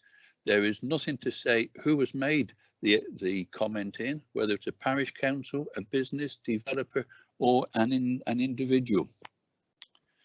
Responses jump around, as I say. The criteria for allocating points. Many villages are challenging it. Many hubs are challenging it. I would not want this to fail at council or elsewhere due to this point system failing. As was addressed by Councillor Barrow just, things are changing and we need to try and envisage what will happen in the next few months before council adopts it in March, whether it can do it in March or not. And then we need to pause the system to allow officers, and I would hope the Cabinet can provide them with any extra assistance they want, to actually look at what's been submitted before we actually start this Regulation 19. We need this to be the last consultation and need to actually ensure that everything is satisfied and the plan is sound. And then finally, I note that in the DP26 climate, there needs to be some explanation, especially on transport. I'm not sure what this means. If we're looking at the climate emergency that the council has already adopted, how this matches with the others. There is also the single plot DP6 and the cross subsidy on DP7. None of those have been consulted on before because they are new ones just appearing. So we need really to have a look at these, and for everybody, all councillors, to try and work together to make sure that we can all stand behind the plan when it goes through the next process. We don't want to delay it a year. We certainly do not want the planning inspector, when he or she conducts the inquiry in 2022, to say this is unsound and to refer it back. We need it to be forward and to satisfy this 5-year land supply, because we've been there once. None of us want to go back. Thank you, Peter. Okay, thank you. Do you want to respond to that now, Rob, or later? Yeah, I think in terms of pausing the process, yeah, I think Roger will accept. I've kind of set out the reason why I think we can't pause the process at the moment, and we shouldn't. We've done the extended consultations. We're at the stage where officers are saying to us they think this plan is sound from their perspective, and looking at the evidence they've got. We have obviously got this final stage of consultation to go through, where, as you've heard previously in the responses, if people put in those concerns where if they don't think parts of the plan are sound and so on, we can consider those before we move forward bringing it to council. So I can't agree with the idea of pausing the process at this stage. I do agree we want a plan that as many as possible can get behind. I would love for it to go through unanimously when it reaches council, but we need as many of our community behind it as possible, and precisely to head off the risks which I outlined earlier. In terms of the specific points about policies and the other side of it, I don't know if Eddie wants to come back on any of the points raised from that perspective in terms of process and introduction of items. Right, Eddie is the Chief Planning Officer for the local plan. Eddie, do you want to comment? Yeah, thank you. Thank you all, and thank you for your question, Roger. Can I just give you some reassurance, Roger, in terms of some of the comments you just made there, that all the comments that we received as part of the recent exercise were viewed and they were reflected upon. We have published the overall view of comments, and that went on the website last week. That's in excess of what we need to do, but we think it's right that we show what the broad spectrum of concerns and issues were. But I just want to give you reassurance that all those comments were looked at. In terms of a couple of the issues there you've mentioned about consulting on policies on the first occasion, I think you mentioned, correct me if I'm wrong, one in relation to cross subsidy. Can I just reassure you that cross subsidy policy was consulted on as part of the earlier version of the plan, and we did receive comments on that, and we have made some very minor adjustments to that policy. So actually it's going through a fairly normal process about that. So I could just give reassurance on that. We are proposing to introduce one specific new policy, on this occasion. Again, this is in relation to comments which came back from that process to do with how the council would respond to larger infrastructure proposals, particularly around renewable energy. So that is a new policy which we've included, but that new policy has been included because of some of the comments which were made at that regulation 8. Okay, thank proposal. you. Is that all right? Just for the time being. Okay.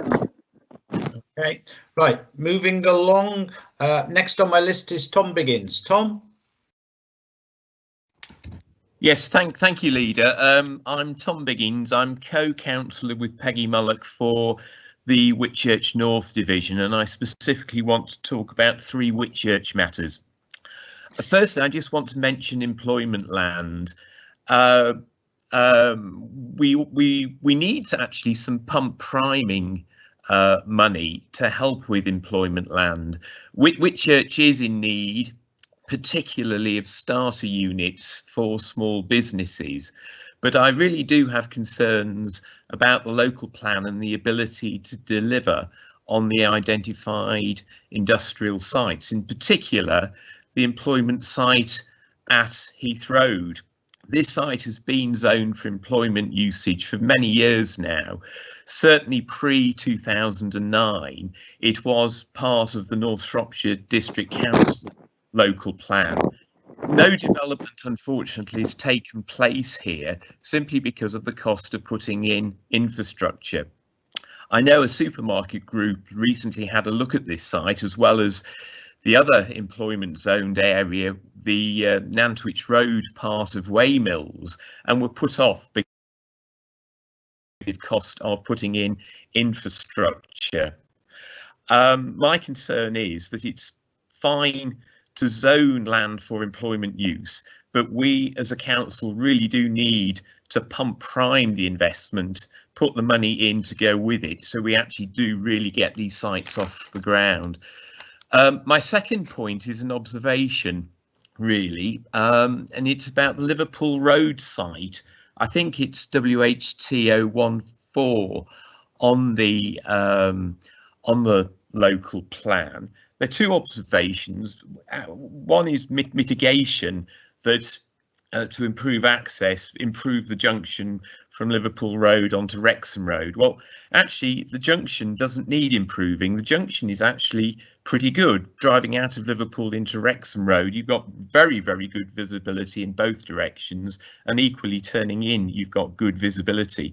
The problem actually is 50 yards further back, because there is a pinch point. On one side, you've got properties 1 to 11, and on the other side, you've got properties 28 to 32. And this is a really, really narrow section of road.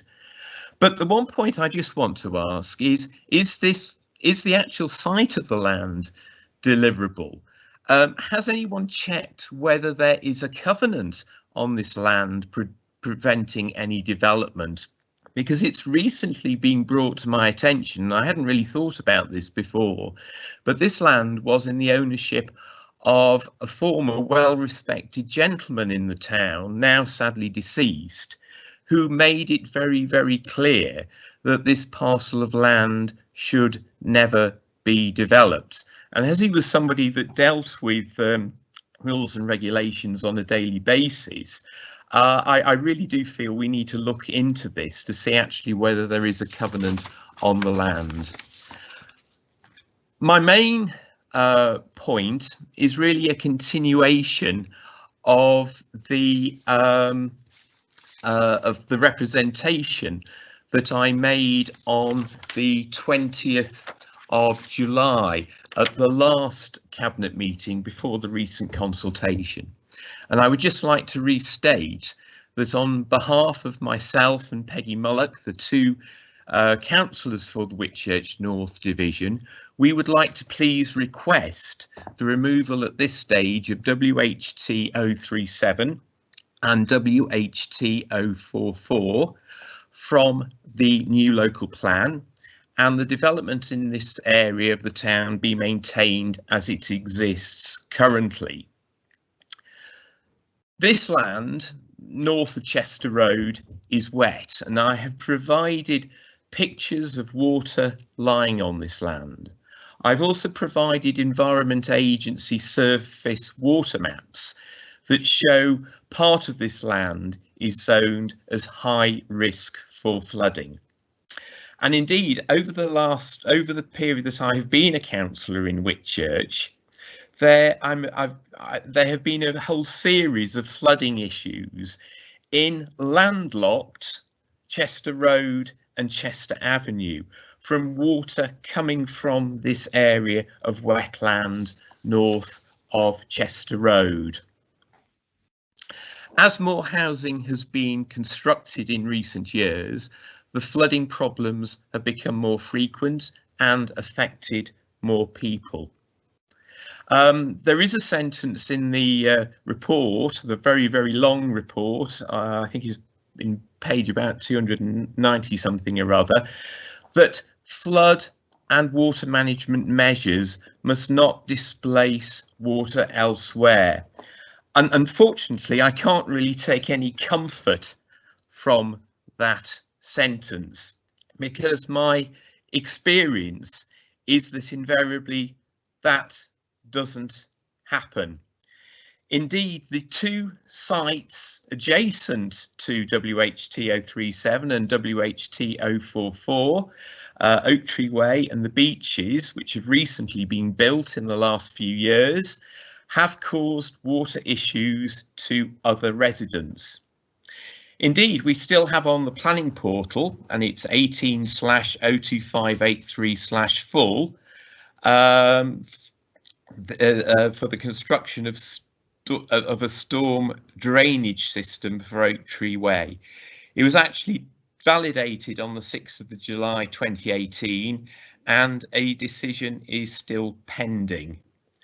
The problem is now, of course, the developer has now long since moved away. The houses have been bought and are occupied, but I still have residents lower down Chester Road who are still experiencing flooding.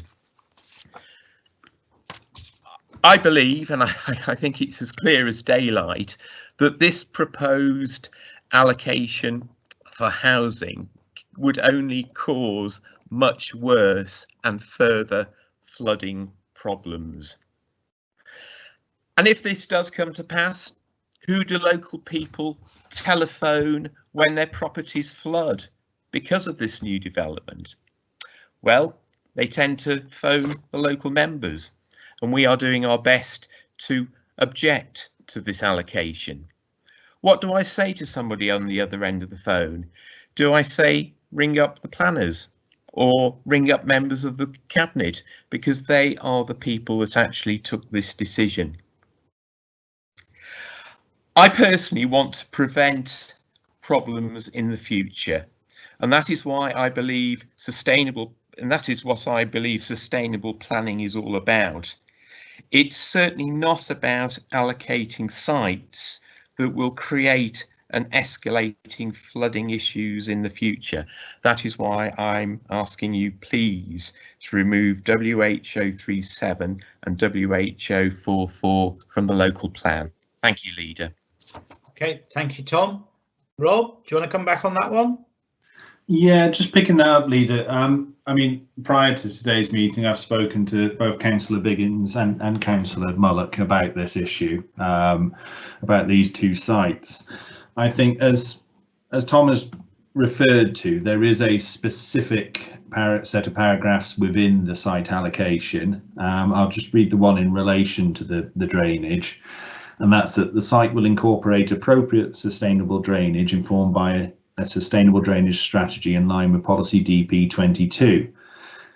All surface water from the site will be managed effectively with runoff restricted to greenfield rates. Any areas of flood risk will be excluded from development and will form part of the green infrastructure network. Flood and water management measures must not displace water elsewhere. Now, in terms of taking that forward, that specifically addresses a number of the concerns, but I'm quite happy to work with members, local members, as to what would be an appropriate set of measures were those sites to remain included in the plan. I've heard Councillor Biggins' approach that he would like them removed, but I noticed there is an adjacent development to this which was recent, which was at Mount Farm in Whitchurch. And having spoken with our flood manager, I mean, I'm told that any proposed development will drain flows towards a different catchment to the Chester Road area. So therefore, the water draining from this site should not be draining towards the Chester Road area. But as I say, I'm happy to explore whether the wording around the restrictions for this site and the guidelines could be worded or tightened in a different way. And also Councillor Mullock raised with me just the need for foul drainage plans to be signed off in advance as well, given that there's been a history on some developments nearby of there being issues with that side of it. So those are things I'm happy to consider, and obviously they have the opportunity to raise this through the Regulation 19, but at this stage I can't recommend to Cabinet removing these, but we will still continue to listen. Could I just come back, please, Leader? Yeah, quickly. Okay, Rob mentioned Mount Farm. Well, Mount Farm actually had its own peculiar problems, and that was the disposal of sewage.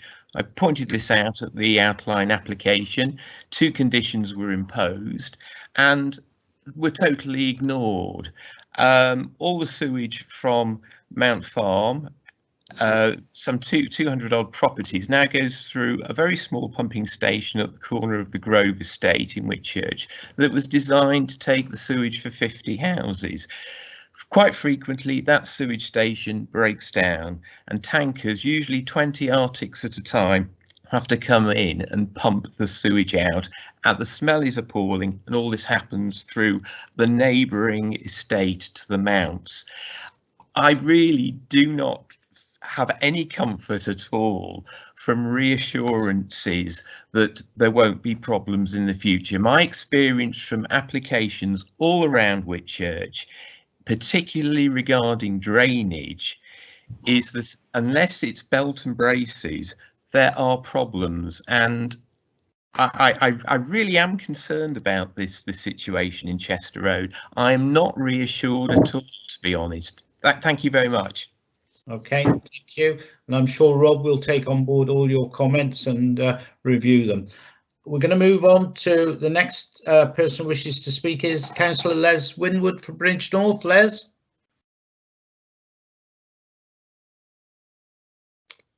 You with us, Les?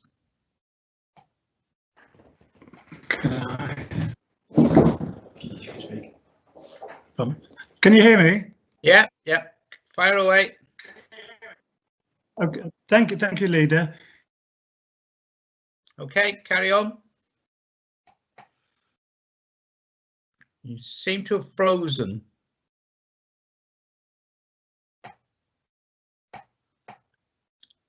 No, I think we've lost Les, so we may come back to him in a minute. Next on my list was Alan Mosley. Councillor Alan Mosley. Yeah, thanks, Peter. I'm just referring to SP1, which is the Shropshire test.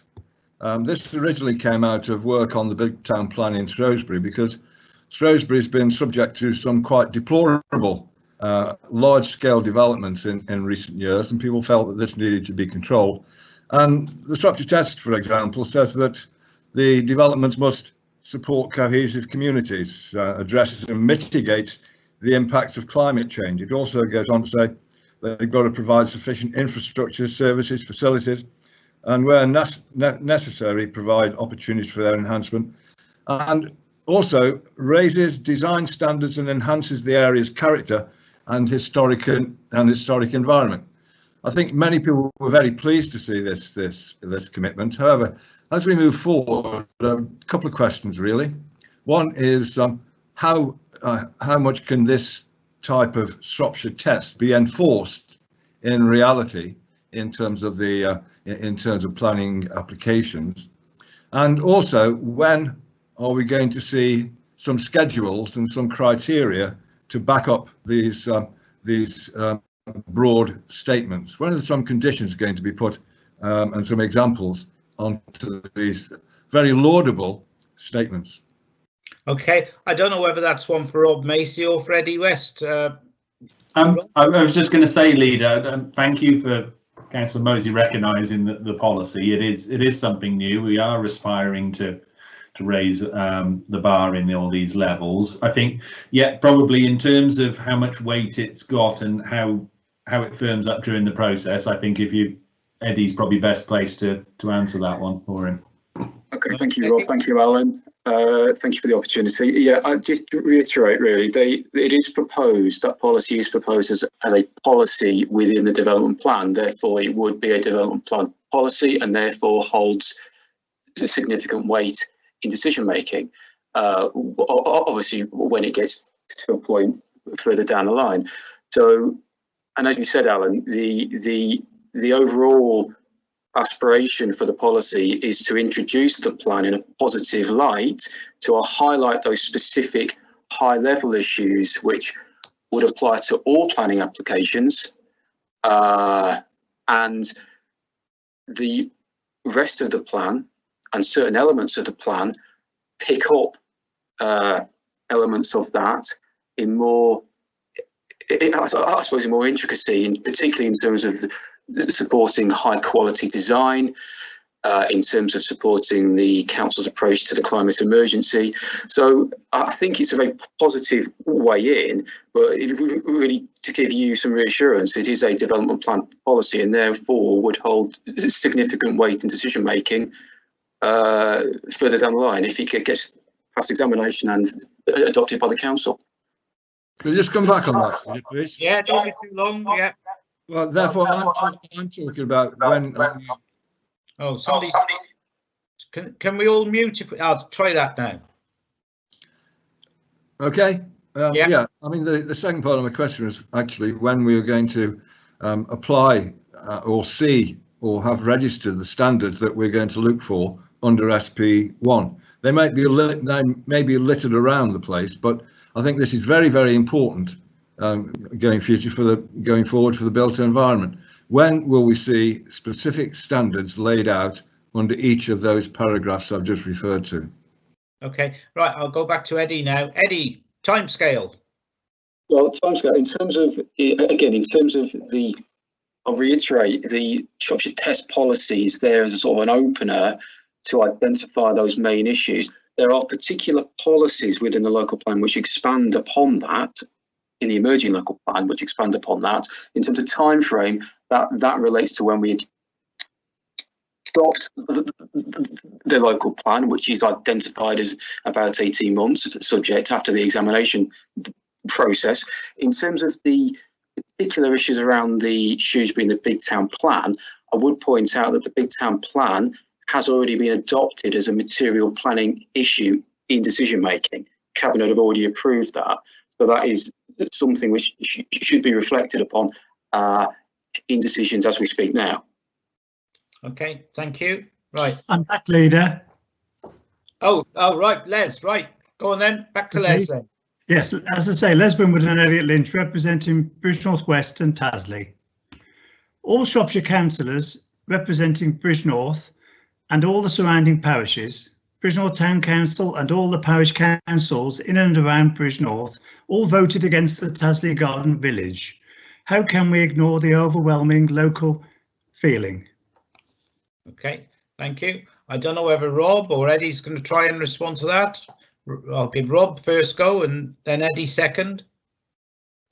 I think in terms of the plan, obviously Bridge North, we have had these competing proposals that we're looking for and so on, and what we're trying to do is balance off the local input and the information that's provided there and the views alongside the national planning policy. In terms of the plan overall, we've got to have something that balances off local views, but also provides us with a plan that is defensible as we get to the inspector for all the reasons we outlined before. Of that must be the position the council reaches.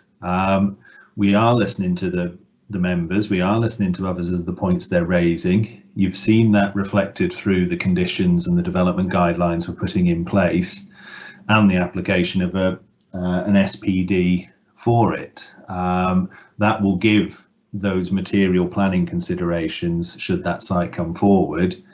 And in Appendix 2 of the report now, you can see the balance of the arguments that have been weighed by the officers, and you can see that the arguments being made are in there and the balance they've reached. So there's this further stage. If people don't think this is a sound approach and so on, this is the opportunity to put that forward, and for the inspector to look at that as well. And obviously we'll look at the comments as well that come out of the Regulation 19. As was referred to before in the other answers, the things around specifics like the highways and so on, that we've said again, once our assessments come back as well and so on, we will consider those before moving forward to take it to council. So from my perspective, I think that's where I'm at. Okay, thank you. Moving along, Councillor Dean Carroll was next. Thank you, Leader. Given a statement that was made much earlier in the question and answer session, can I ask the portfolio holder to confirm that he's comfortable with the level of resource that is available and dedicated to the review of the local plan, please?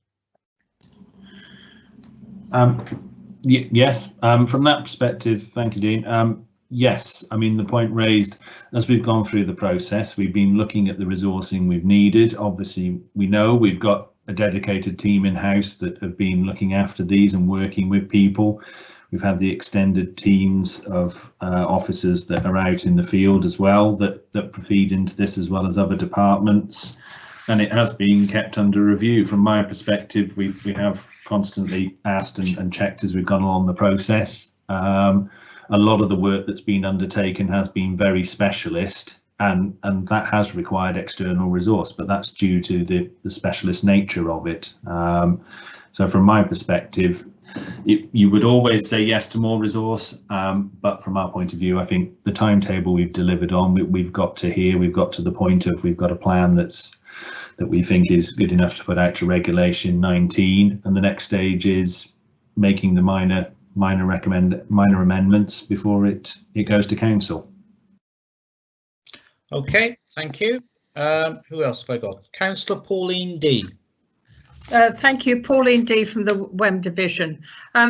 Please, can you assure me that the utility companies will ensure, for my division particularly, and for others, that where there is a problem of standing water on proposed sites, for instance, that they can cope with the extra properties? I mean, this is not just, you know, Severn Trent, etc. It could be electric companies. It's also there's a lot of standing water around the town, and where these sites are going to be built on, and residents are very concerned that the existing properties will be flooded, which has happened in some cases already. The local road structure is, in my opinion, not fit to take much more road traffic, and there are constant complaints from residents, new and old, of on the approach roads coming into WEM, of the amount of heavy good vehicles, which we have to have because they are bringing the supplies to the shops, and they are a vital source of supply to the country, and also the very large tractors, and they're traversing the town. They're going from one side to the other, because farms, they're not just static now, they are, you know, as you all know, we're all in a rural county, that they are moving. Their fields are all over the place, so this is causing a great problem, and it's damaging properties as they're coming into the town. So please, will you listen to local members, town councils, parish councils, and the residents who have got great concerns on how local services can cope with the growth in the population, because everywhere we've got it that doctors can't cope, doctor surgeries, you know, you're taking several weeks to get appointments, schools are full, and I know in some instances that the numbers are falling, but please just be, you know, please reassure me that the utility companies will not will give us a good representation and make sure that they can cope and with all these extra properties. Thank you. Okay, thank you, Pauline. Rob, do you want a quick comment, or shall I leave it to? It was only basically to provide that reassurance of that's what the plan's here to do for the long term, is to set out what do we need, where do we need it, and who is responsible for delivering it. You'll have heard in my earlier responses as well, on certain sites we are putting in development guidelines very specifically to address those localized issues. And Eddie, you'll have to forgive me, I can't remember the name of the committee we have where officers meet on a regular basis with the utilities and others around infrastructure to discuss specifically these issues. But I'll let Eddie fill you in on just the role of that group. Okay, thank you, Rob. That's the Strategic Infrastructure Group, which is there specifically to pull together a range of infrastructure providers to look at, amongst other things, the implications of growth proposals from the local plan.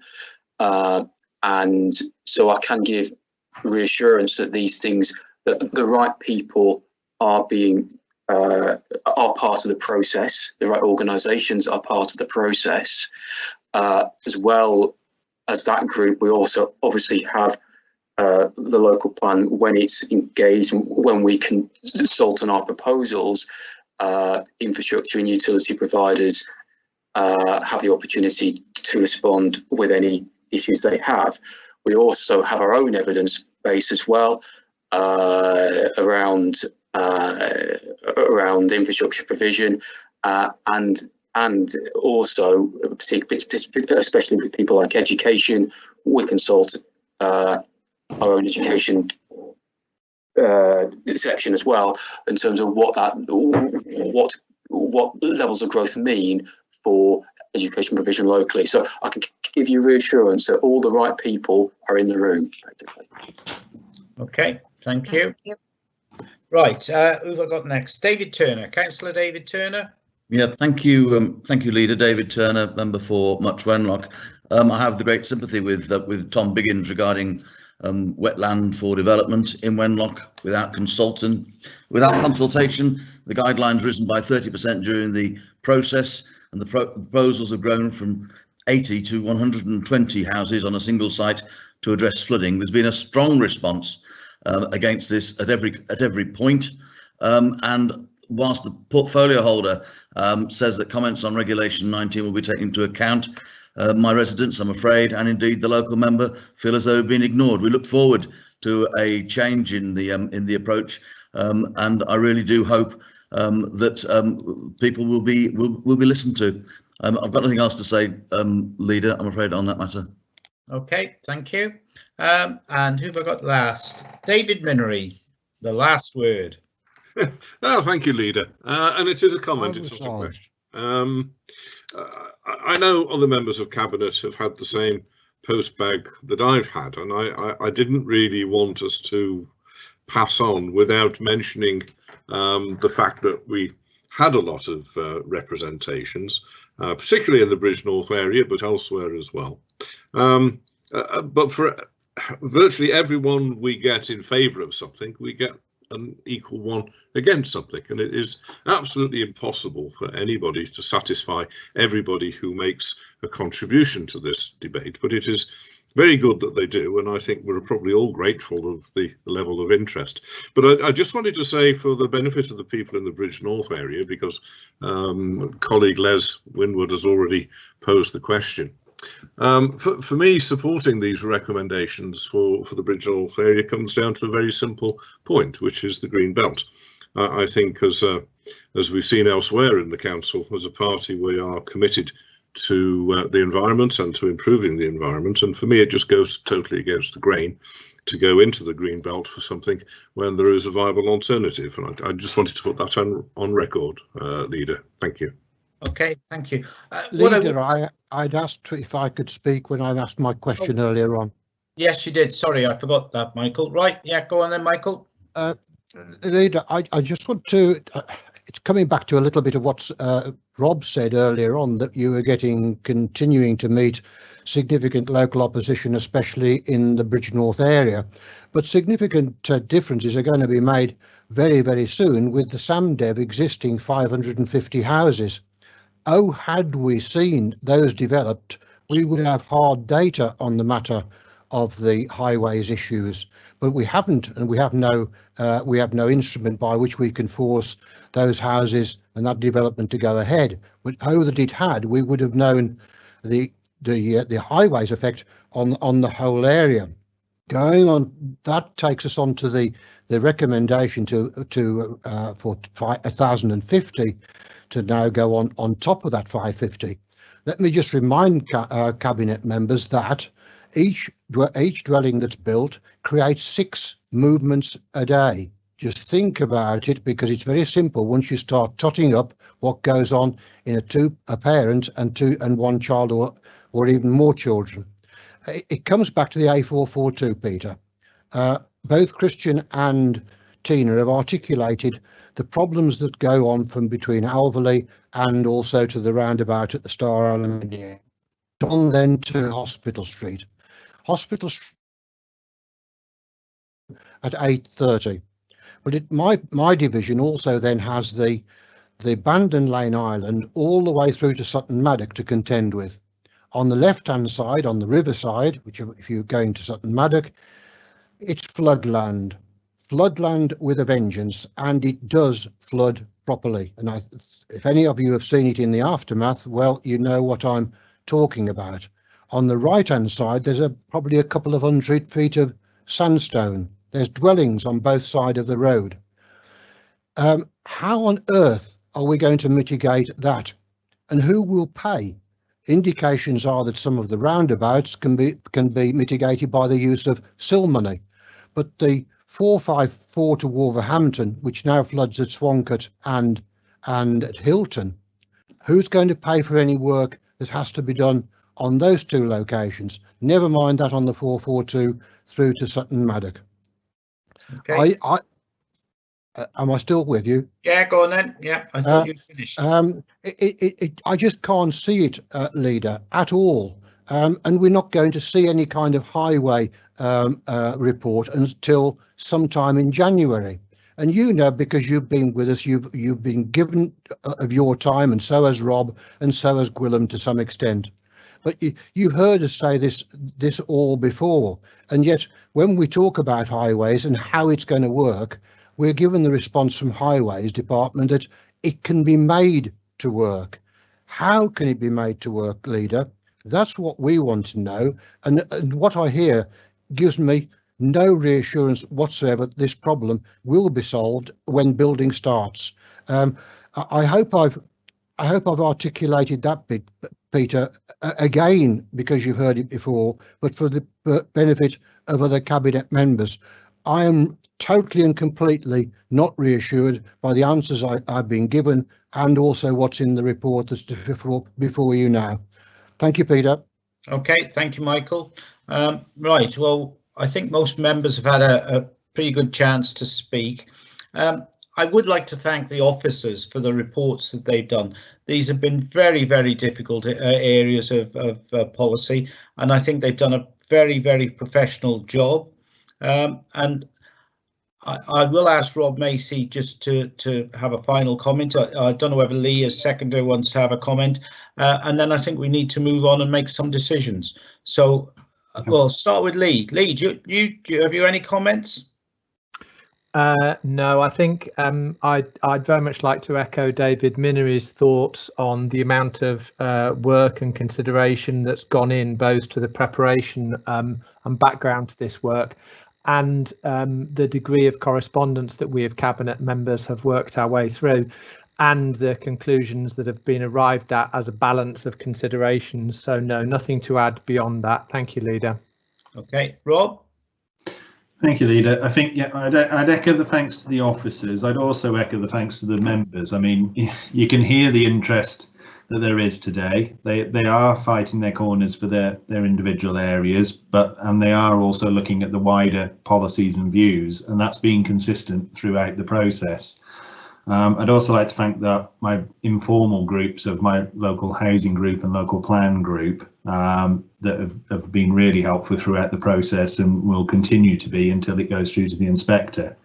I think, as I mentioned earlier, this plan that we have in front of us to send out for consultation is one that the council, the officers feel is sound and we can take to the inspector. We've weighed all the arguments, as my other cabinet colleagues have said, and we think this strikes the balance and a positive balance for Shropshire going forward for the long term. So really it's a case of there is another stage of consultation, but at this point I think we've got something that is striking a good balance. Oh, let us go. What's the problem? Okay, right. So we've had there are recommendations. They're up on the screen. I'm sure everybody can see them. They've been up for a couple of hours now. So unless anybody in Cabinet indicates differently, I'm going to assume that we all accept the recommendations that are before us. And I'll give a few seconds for anybody who has anything to say to comment differently. But in terms of Cabinet, can I see anybody who is unhappy with accepting the recommendations from the officers?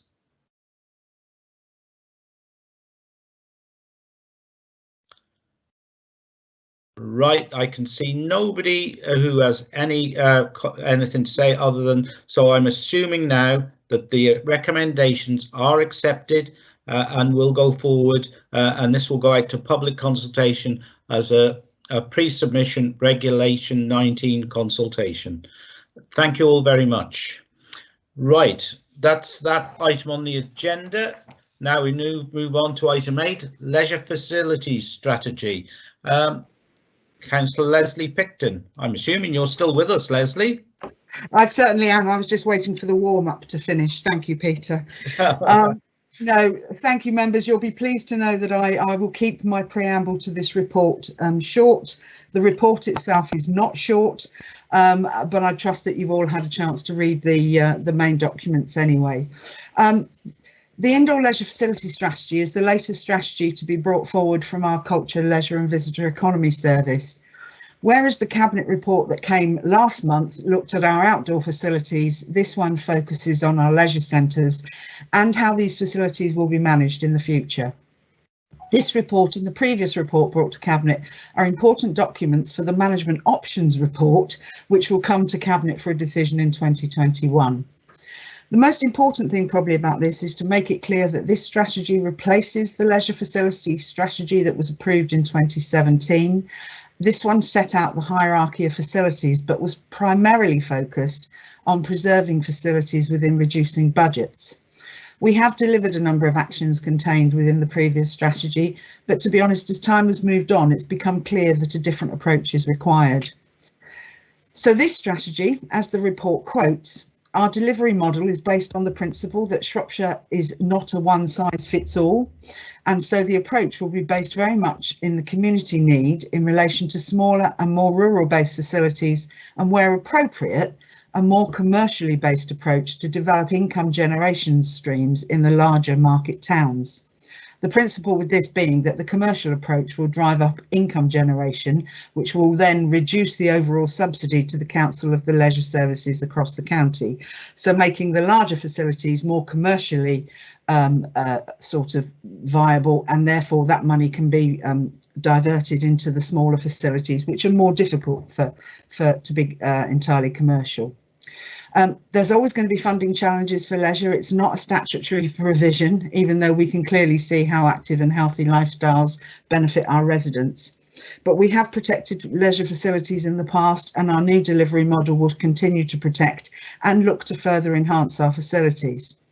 We'll also be exploring the possibility of shared and located services across Shropshire, providing a range of other community services, for example, libraries, community centres. The model will be driven by the needs of the locality because, as I said before, we recognise that every community in Shropshire is different. There are some extremely successful collaborations between culture and leisure facilities across the UK, and these mainly have come about because they were best suited, they best suited the particular needs of the community. Our successful collaborations with communities such as Spark at Bishop's Castle has proved that working with is so much better than doing to. This indoor facility strategy has already been subject to a 6-week consultation, and changes have been made following the feedback. And I thank those who took part in the consultation, and I should say that the removal of the tiering system was certainly welcomed. Moving forward, a detailed action plan will be developed for each facility alongside this strategy. These will cross-reference the most recent condition surveys for the facilities to identify the need for essential repairs and maintenance and potential areas of capital investment and income generation. Normally, our strategies will be subject to a thorough review every 5 years. However, as with the playing pitch strategy, we will review this strategy after 12 months to further understand the impact that COVID-19 will have inevitably had. So, moving forward, the recommendations are to adopt the Indoor Leisure Facilities Strategy 2020 to 2038, neatly coinciding with the local plan, and to note the identified facility needs, which will be subject to review within 12 months to further understand the impact of COVID-19. Thank you, Leader. I move the recommendations. Okay, thank you. I'm going to ask Dean Carroll to second it. Dean, can you do that? Thank you, Lee. Yes, thank you. I happily second. I just have 2 points to make on this.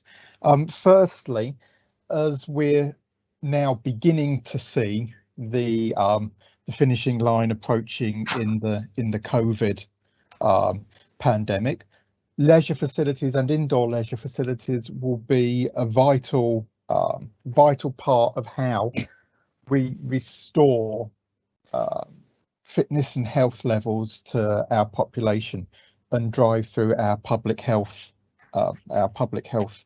objectives.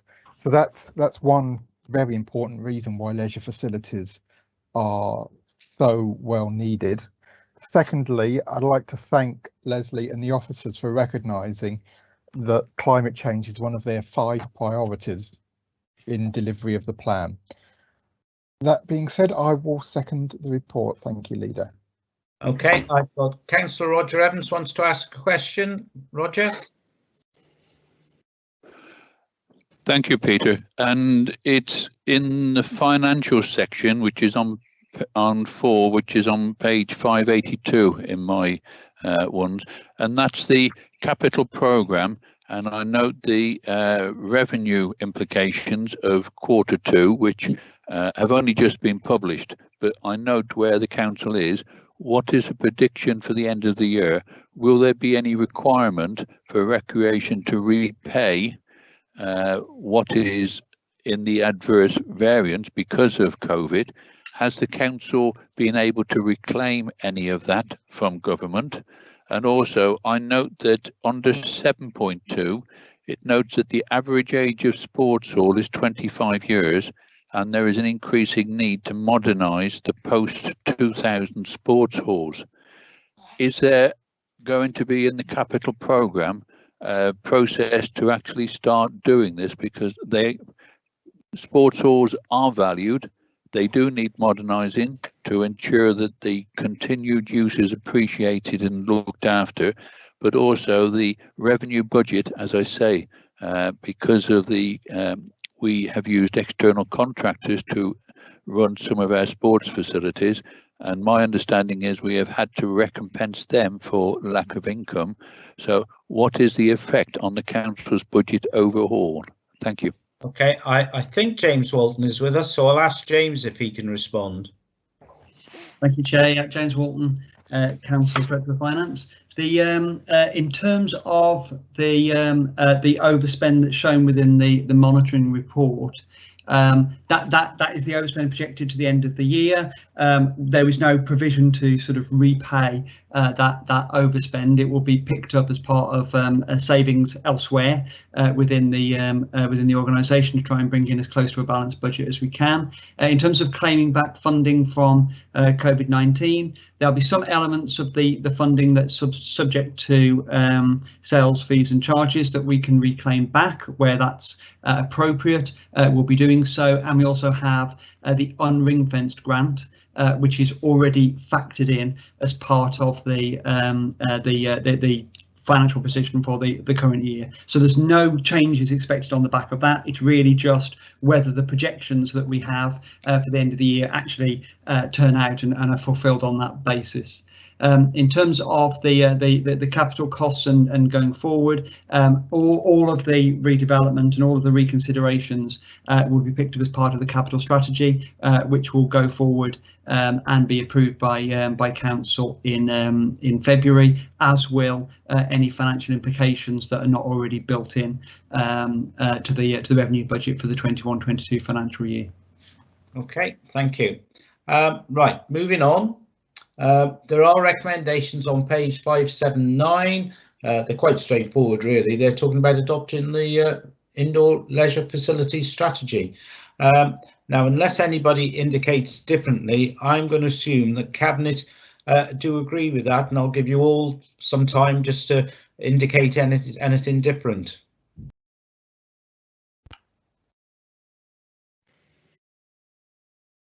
No, there's no comment differently, so that report is accepted and is agreed. Item 9 is withdrawn, and we've got a cabinet meeting next week, so I think it'll come forward next week. And that leaves the last item on the agenda is Shifnal Town Centre Highways Improvement Scheme. Councillor Steve Davenport. Yeah, hi everybody. This report recognises the need to respond to the growth of housing development in Shifnal and responds to the community concern regarding the impact of growth to improve key infrastructure in the town. The report delivers 2.7 million scheme entirely externally funded from developer contributions and demonstrates Shropshire Council's commitment to all of our key market towns with key projects. The investment and improvements and demonstrates how SIL can be utilised to support our market towns on key projects and improvements. So basically, this is £2.7 million, realigning and improve the capacity of the town centre, road junctions, highways resurfacing, improving levels of footway services, hard and soft landscaping, tree planting, improved town centre materials and colour public realm furniture. Now, there's been a lot of discussions over the last couple of years. I think Peter, myself, officers, local members have met regularly in Shifnal to get to this stage. So I move these recommendations. Thank you. Right, and I'm happy to second that. We have all been involved in lots of discussions about this, and it's taken time, but I'm glad we've got to where we are with the scheme. Now, I see Roger's got something about questions which have just popped up on my screen, but it might have been on the last item. But do you wish to comment on this, Roger? Not on this one, Chairman. It was to do with the last one. It was just to ask the portfolio holder, but I'll ask her separately. No, this one's clear as far as I'm concerned. Okay, right. So again, I think this is pretty straightforward. And so unless anybody's got any comments, I'm hoping we'll all accept the report. So again, as passed in the past, I'll give you all some time just to make it to indicate differently. But if I don't get any indications differently, we'll assume the report is accepted. So I'm going to leave you to it for a few seconds.